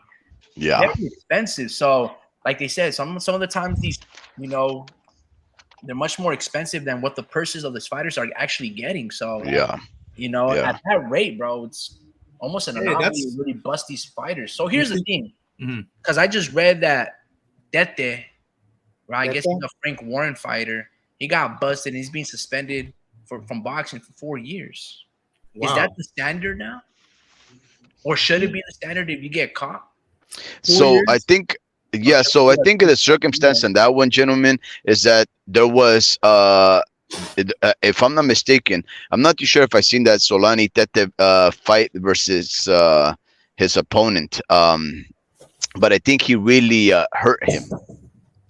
So I think the consequences that Solani Tete is paying right now are due to the fact that he subjected his opponent to a lot of physical harm and duress, whereby Alicia Baumgartner had a tough fight versus Linar Ditu. So I think that's the only reason. And of course, here's the thing, though, because Eddie Hearn is not the only one that's I thought she put a beating on Christina Linar Ditu. So I don't know. Yeah, but I think it was I thought it was a competitive fight. Oh, it was competitive, but I mean, she was laying hands on her, bro. Yeah. I don't think on the other fight it was as competitive. I think it was a clear domination, and I think maybe even it stopped his opponent. But damn. Solani Tete, the news broke about him, testing hot like 8 months after the fight. So Frank Warren and Queensbury was covering up those things for a very long time. And I think they also had the results before, and they also had the results after that tested positive, and nobody has said a word. But why not suspend Frank Warren if that's the circumstances that you're saying? What do you mean? Why not suspend Frank Warren if he's still signing and approving of these certain fighters to get, you know what I mean, to get paid in fighting, bro? Because Frank Warren is not the one that's giving him the drugs, right? But you're basically approving of it if you're giving him a signed fight date. But he's not acting. No. So he hasn't had in the fight. So Solani Tete hasn't fought ever since he tested hot, if I'm not mistaken. So it's been like about a year now. He hasn't been able to fight because they've been investigating him thoroughly. If that's really something you want to believe in, but they really brushed it under the rug. And yes, the only time it comes out is that Solani Tete is going to be punished for up to 4 years. And the only reason that's even making news is because of the duration of the time, 4 years. Because let's be realistic, guys. Most of the time, it's just really like a year or 6 month admonishment. Like I think Connor Ben had like what, a year or something like that. Um, where he was suspended while they investigated, and then of course he was quote unquote cleared. But a year layoff is really a customary thing for professional fighters nowadays. It's rarely ever the fighter who takes more than one major fight a year if you already made it to those echelons of the sport. So a year suspension is no big deal. 2 year suspension, that's Vladimir Klitschko coming back to fight Anthony Joshua. Yeah, Just let's you I know. wonder what the circumstances with that situation is, because that's something that, as if he like repeated an offense or something like that. Like he just doesn't care type of punishment. Well, what Uh, Yeah, about let me Dylan look into White? that. Dylan yeah, White because got dirty like 3-4 times, and he still gives fights. yeah, I don't know. For me, I think the steroids. Um, I'm not sure how long it takes for them to go away, like flush out of your body, but I'm pretty sure you still get like maintain some of the strength from it, and I'm pretty sure it takes a while for it to kind of wear off. I don't know, like What are you talking about? Like trying to flush it out of your system? yeah, like steroids, right? That shit's pretty much permanent, bro. Yeah, see, and it's like, man, unless this dude's been getting away with it for like years or something like that, and this dude's just fucking muscles got muscles, Not too sure. Ask Larry Liston. He knows about that stuff. yeah, yeah. So what do you think, Larry? How long do you think it would take for like steroids to like flush out of your body? Especially someone like a stature of like Connor Ben, you know. Bro, Connor's fighting for his innocence, dog. You can't just I know, I'm playing. Sorry, Connor. you can't just throw him in there. I know. But yeah, man. Because there's different types of, That's why I didn't want to steroids out go there. to this subject, man. I didn't Yeah, know. me neither. I didn't want to. You're the one who brought it up. Who brought this up? Nah, Speed wanted to talk about Uh, Bumgarner. he's the one that wanted to talk about my wife. Well, I guess the only thing I wanted to say about that is the look. She is innocent until proven otherwise, right? That's really the way that we should look at it. But look what she's accomplished so far. And if it turns out that she is has been using some kind of stimulant for benefit, And that's okay. uh, I'm just kidding. well, I was gonna say that yes, she has accomplished what, undisputed, if I'm not mistaken. Yeah, Um, has amassed millions of dollars, a great run at Undisputed, bro. Mm-hmm. a great run. Yes, amassed millions of dollars, and she finally gets popped. And given a year or two, everybody will forget about it. Yeah. Her record will still I don't think stand. so. Well, is anybody gonna take away her money? No, Well, but it's but it's that's not just gonna because it's not gonna be sport of boxing forgotten is though. the way it is, you know what I mean? Like, It's kind of permanent on your record now, but it can be. but who cares though, Yeah, right? no, the But spotlight won't be on that as time goes. yeah, yeah, It'll who be on cares? I the mean, record. she already made her money. She already had a lucrative career. She already has those belts. The most that she'll have is an asterisk when she retires, and there might be a little side note on the rolls of history that will say, "Oh, and by the way, maybe Alicia Bumgarner uh, had a reason for why her jawline is starting to find more definition." You know, it may be some steroids. We never know. We're not too sure. The sample said one thing, the A sample said another. But guess what? Right now, Alicia Bumgarner is living in the nice, beautiful part of Detroit or wherever So she's what are you from. trying to say? To keep it short, you're trying to say the ends justify the means. So if you got some talent and you're already winning naturally, enhance your things by popping steroids so you can get the rags to riches story. I guess what I'm saying is, look, It we've sounds like talked. you're trying to justify the drug use. Take it, bro. No, what I'm trying to say is this, right? The sport is full of fuckery, and sometimes the only way to make it out in a world of fuckery is to be the fuckery. Um, So check this and out. Check this out. I get what you're saying, but I'm gonna say this: when it comes down to the sport of boxing, And like most people, we're walking contradictions. We're hypocrites, right? We're not consistent. Exactly. But that's why you have rules and regulations imposed for certain things. You have to have punishment. If you have crime, you have to have correct punishment because if you don't, everybody's gonna do whatever the fuck they want. And my problem with boxing is this: they already do that. So there's a lot of double dealing. There's a lot of corruption. There's people signing off commission of gloves, approving of it when they're ripped. They don't stop the fights. Then they try to like afterwards try to fucking bring you down. I have problems with these, right? I have problems with boxing. Everyone says it's a gentleman's sport. You're not supposed to do certain things, punch behind the head, illegal rapping, but yet fighters still will do. There's no hard crime for it. Even for instance, look no further than Pritchard Cologne, right? He's a fighter that got hit so many times in the back of the head. He was complaining, and he ended up going into a coma. We just saw like 2 weekends ago Philip Hergovic fight some dude that was giving him good work, and he must have hit that same fighter 30 times behind the fucking head. In the back of the head, 30 times, bro. And he gets rewarded the victory. If you go look at Bud Crawford versus Errol Spence, a lot of those punches were Errol Spence fault for ducking below the waist. But how many times did he get hit behind the back of the head? Look at Errol Spence versus Kell Brook. How many times did he hit Kell Brook borderline or below the fucking waist? He did it in the Sean Porter fight. He did it in the Ugas fight. So many low blows. But we don't complain about it because it's our favorite fighters getting the victory or the favorite in-house fighter that's has political ties or network deals. They're getting the good end of the stick. So with Alicia Baumgartner, it comes down to this.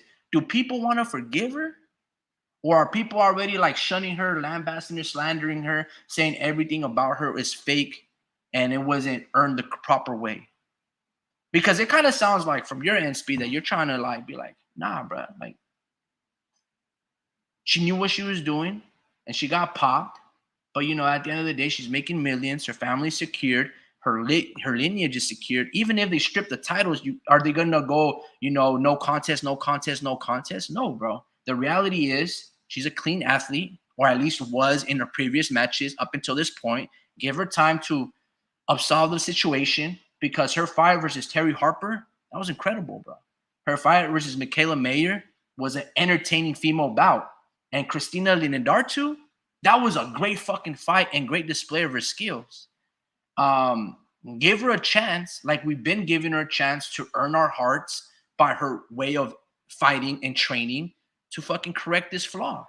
Because it could be contamination. There could be some double dealing under the table. Who knows? Let her get to the root of it. Let her fight. She's a fighter. And she don't need anybody else to be like, oh, no, she's a good girl. She's a good girl. Let her do it all her own because she's been doing it all on her own. Anyway, will you ask Speed? Yeah, no, I'm right here. Look, I'm not trying to justify it. I'm just trying to shed a light on what we know to be a reality. Yes, any fighter that has any results that indicate that they've been, users of performance enhancing drugs should be given the benefit of the doubt, and they should be their situation should be construed as innocent until proven otherwise. But whether it's proven or not, all you have to do for the most part as a fighter is just stand on your word, on what you say, and say, no, it's not me. No, it's not me. No, it's not me. No, it's not me. Walk away from the sport, and everything will be forgiven and forgotten.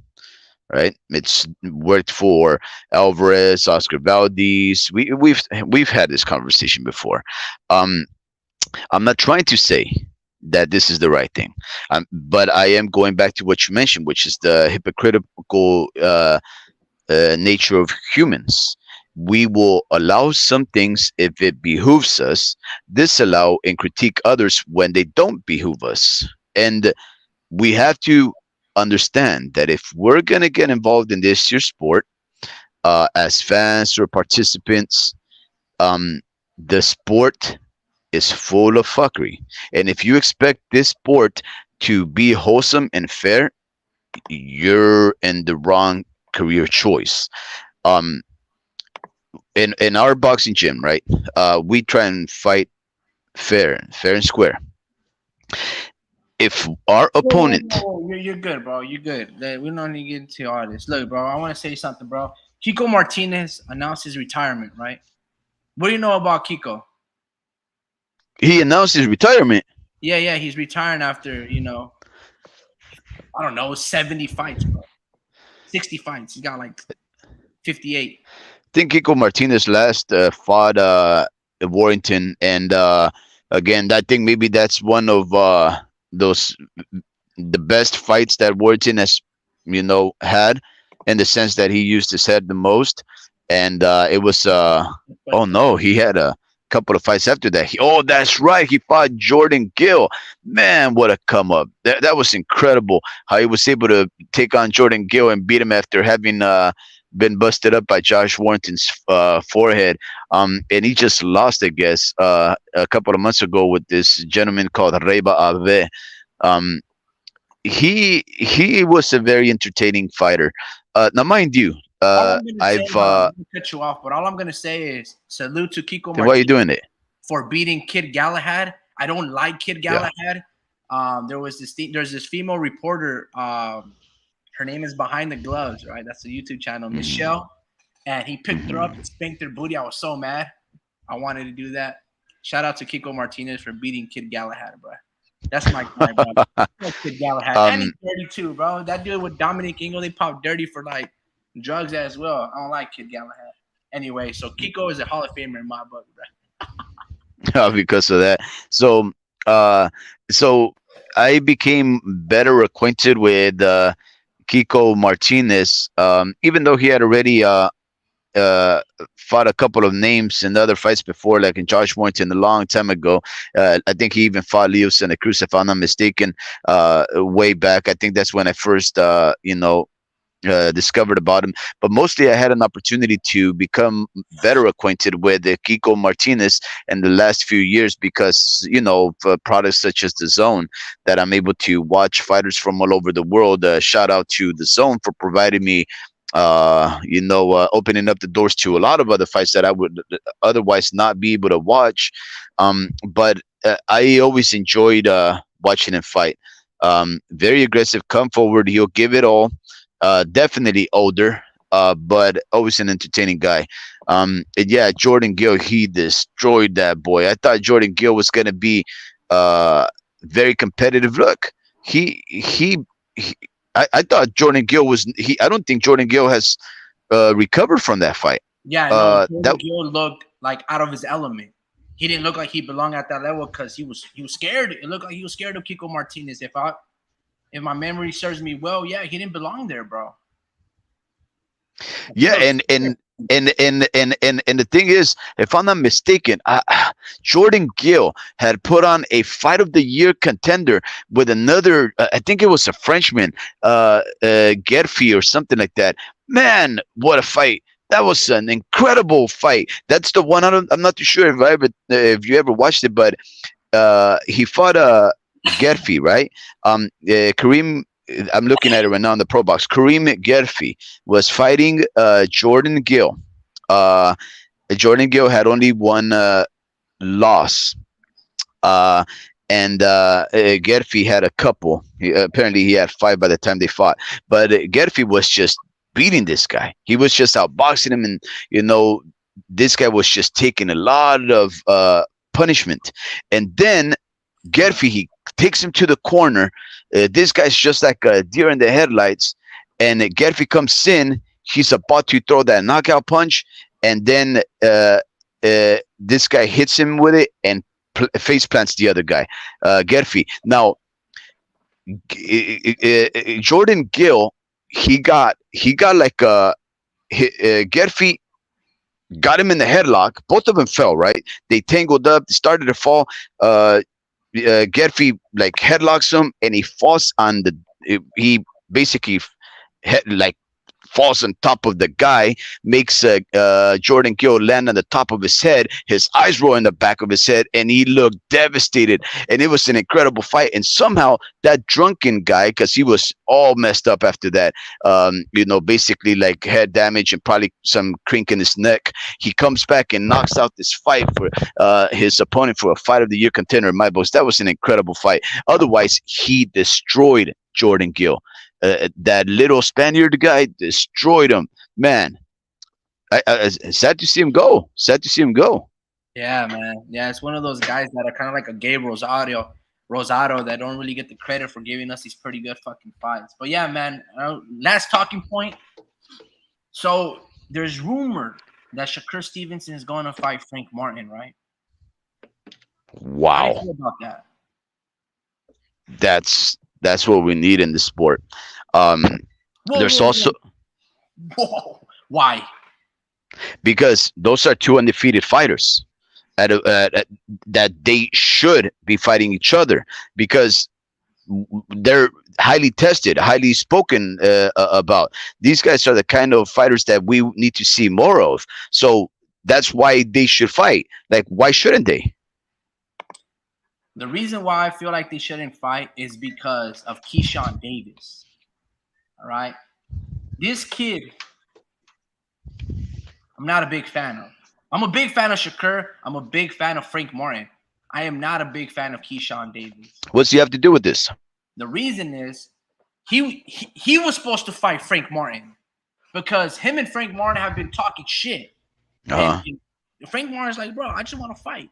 Keyshawn was the one that was like, nah, bro, you ain't on my level. He was like sunning him. And then all of a sudden he was like, he said on his Twitter, oh, big bro got to him first. Look, bro, if Keyshawn had any sense of pride, he'd tell Shakur, nah, bro, you go after the big fish and Lomachenko, and let me take care of Frank Martin. He's letting Shakur take care of his business. I don't like that. Because, I mean, Frank Martin's a dog. He'll fight anybody. I mean, he just fought this dude from, like, Germany, right? Good-ass fight. Yeah. He was losing up until those, that knockdown came.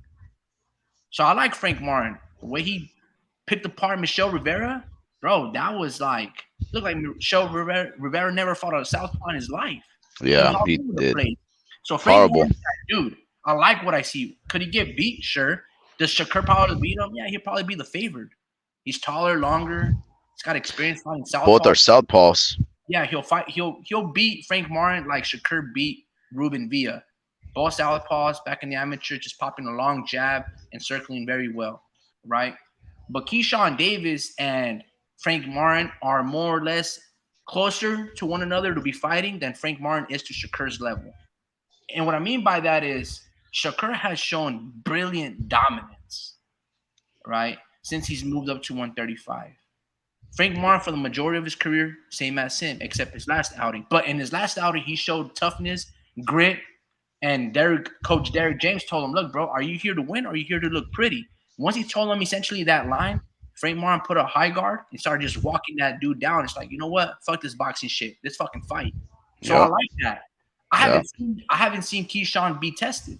For the way Keyshawn runs his mouth, I feel like he's got to run through. He's got to get through Frank Martin. That was a stupid statement by Davis. That shit. Yeah. So it seems like you have a problem with Keyshawn Davis, not a problem with Frank Martin fighting Shakur Stevens. Yeah, no, I mean that's a fight that I want to see happen, but not before. Yo, what's going on, Drew? You're in two templates, bro. I don't know if you're logging in with another phone or whatever the case, but yeah, I got a problem with Keyshawn, man. That's a Keyshawn issue. That's then he's fighting little like tune-up bouts. It's like, bro, you're fighting the likes of Mason Menards, bro. Like these guys, it's equivalent to fighting Rod Salka. Like, what are you gaining from that other than just a highlight to boost you up? Like, bro, go. Yeah, and that is a stupid thing to say. Big brother's gonna take on my opponent. Like, look, bro, you have to be. Nobody's your brother. Nobody's your brother. Even if he's your stalemate, he's not your brother. Like, I mean, even Charlos could have fought in Ruslan Lara if they ever just got in their cojones together.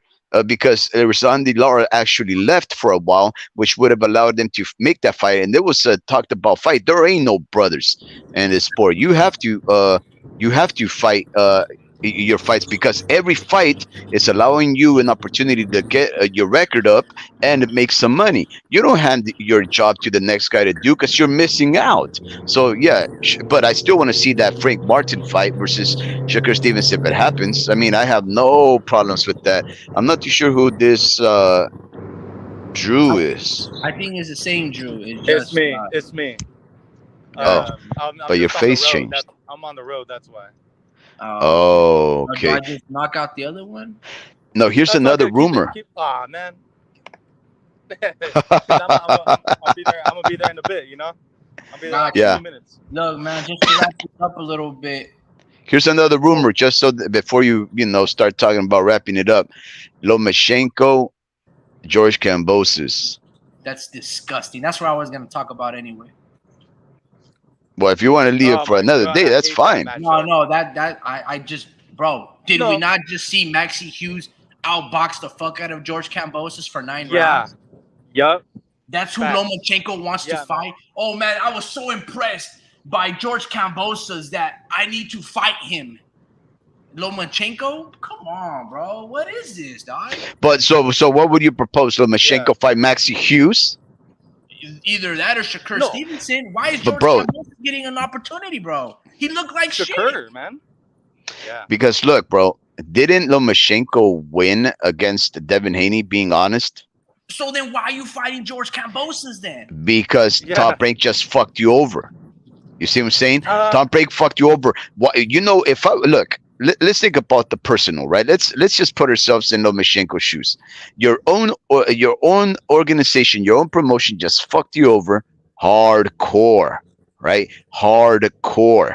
So you know what How? you do? You Wait, don't wait, fight wait. George Kambosos. Eh, You go eh, out there and you beat one of the eh, fucking favorite wait, political fighters. Wait, yeah, that's not in the shirt to fight though. That's not in the shirt to win. Nobody's It is if you fuck 'em look. up. If you ask anybody, Shakur Stevens versus Lomachenko, especially Lomachenko being older and shot born, and Shakur Stevens never been in the war, they're gonna be like, okay, you know what, Shakur Stevens all day. That's exactly what they're gonna say. No, here's the thing. Look, Lomachenko, he's already what, 35? Yeah. Listen, he's Yeah, 34, 35. 35. He had an opportunity to become an undisputed. He's almost out the door. You understand? He's not going to try and shoot for undisputed again. He's not going to. out the door if he just gave you that badass performance he just gave you with Devin Haney. Because he's out the door and they robbed him. I don't think you understand this. See, he's given blood, sweat, and tears to this organization, right?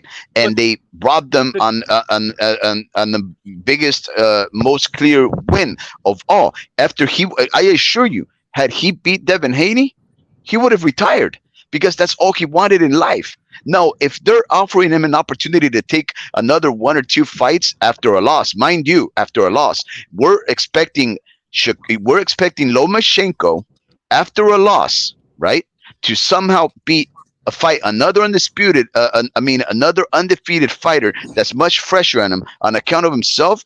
Basically, a lot of the credit that Devin Haney got by beating Lomachenko, which he really didn't, and he's about to replicate the same thing by fighting Stevenson and giving him the credit. He's probably done giving everybody fame on account of beating him when they really don't even beat him. So he's saying, you know what? I'll take all your easiest fighters for now for the most money. Why? Because fuck Top Rank. Listen to me. Check this out. I understand what you're saying, but none of it makes sense. Be with the fuckery. Be with the fuckery. If you want to get back at a shot to get Devin Haney's belt, you knock out and you beat Shakur Stevenson, right? You beat him. If you want to really fuck over Top Rank's next biggest star, which could be Shakur Stevenson, you beat him. You see what I'm saying? Look, Shakur has only fought, at least to my recollection, I don't know how many southpaws he's fought. The only one I can think of is Jamel Herring. And he looked great against beating Jamel Herring. But Jamel Herring ain't Lomachenko, bro. Okay? Shakur, out of all the fighters right now in boxing that gets all the attention and praise, he's hella overrated, bro. I'll tell you why. When I go look at that fight versus Nakatalia, Go look at that fight. I guarantee you don't get past 5 rounds. That shit is boring. Yeah. Yeah, but that how many fights was that ago? How many fights was that ago? 5 fights ago? It don't matter. The minute It does matter because that's not the same Shakur Stevens now. The minute he got touched by one big shot, he got on his bicycle and started essentially surviving and and he was comfortable with winning by one jab or two a round. That's all he wanted to do. And same thing with Nakatala. Nakatala didn't even want to engage after landing a big right shot. Like they were like scared and really respectful towards one another. Nakatilia versus who? Shakur is vastly overrated. Out of all these dudes, yeah, his skills look superior. He showed it against Valdez, right? But we just saw Navarrete do to Valdez. And you can be like, well, he also showed it to Robson Conceição. Yeah, go look at that fight. He was getting touched a lot. He had a watch that fight. Bump in his fucking face looking like Hellboy. Look, it's simple. It's simple. Look, if a fighter hits you in the balls, look, let's see. Let me see if I could explain to you easier. If a fighter hits you in the balls, you know what you do? You hit him in the balls. If a fighter, if a fighter, Bunny punches on the side of your head, an entanglement in the back of the head, you know what you do? You repeat the same shit back. If your own fucking promotion, if your own promotion fucks you over, guess what? Fuck them over. Simple. If you're gonna play the game of fuckery, you gotta play it well. Oh, so hold on. Listen, this is why I don't agree with you that the promotional fucked Lomachenko over. Listen, Loma is top ranked Sky. They love him. Oh my God! Then why did it happen, brother? Time out. You think Top Rank wanted to see all those belts be left and gone with Devin Haney and he signs with Matchroom? That's the last thing they wanted. You want to keep all those belts in-house and then make Shakur versus Lomachenko, then build up Shakur after beating Lomachenko. That was I understand that, but they probably hedged their bets. They hedged their bets.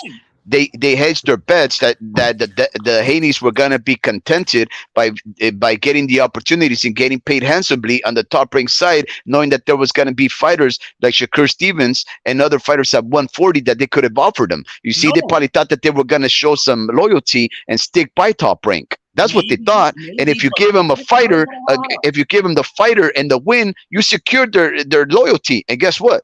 The Haneys are super independent. They don't fall for that trick. I'm going to cut you off right there because everything that you said, that's not exactly what was offered at the table. Devin Haney and them, they wanted a fourth fight with Bob Arum and Top Rank. You know what Top Rank and Bob Arum said? No. So everything that you just said was not true. And no, because Bill Haney and them.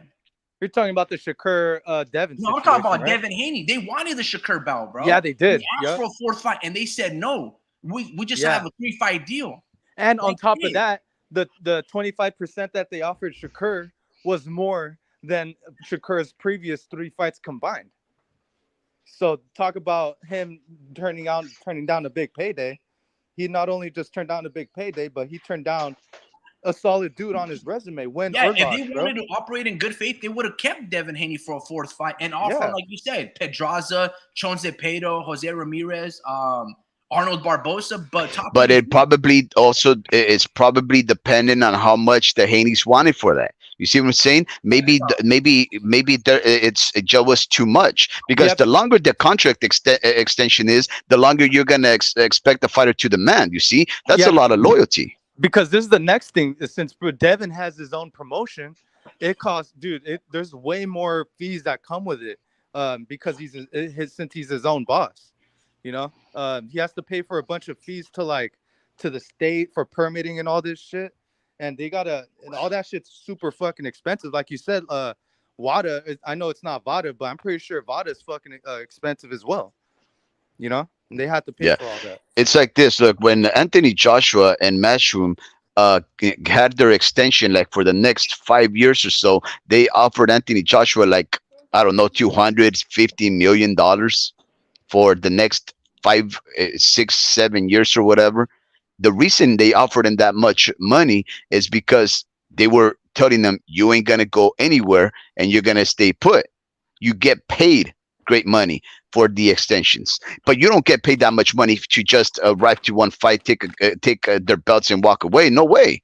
You don't get paid that much. I wanted to save this conversation for tomorrow, but Well, we could do that. We Yeah, could yeah, do let's that. do We're it. cool. I don't Save think it. I said everything. Yeah, let's do that. Yeah, let's save it. Oh, Mr. Vince Vargas. So listen, Mr. Vince Vargas, one of our he just hopped on right now. He sent a comment. Good evening to you, Mr. Vargas. Me and him, we texted each other over the chat for the very first live that we went to. He had a lot of good things to say about Ruben Villa and the Vargas Fernando Vargas legacy, the dynasty, the fighters.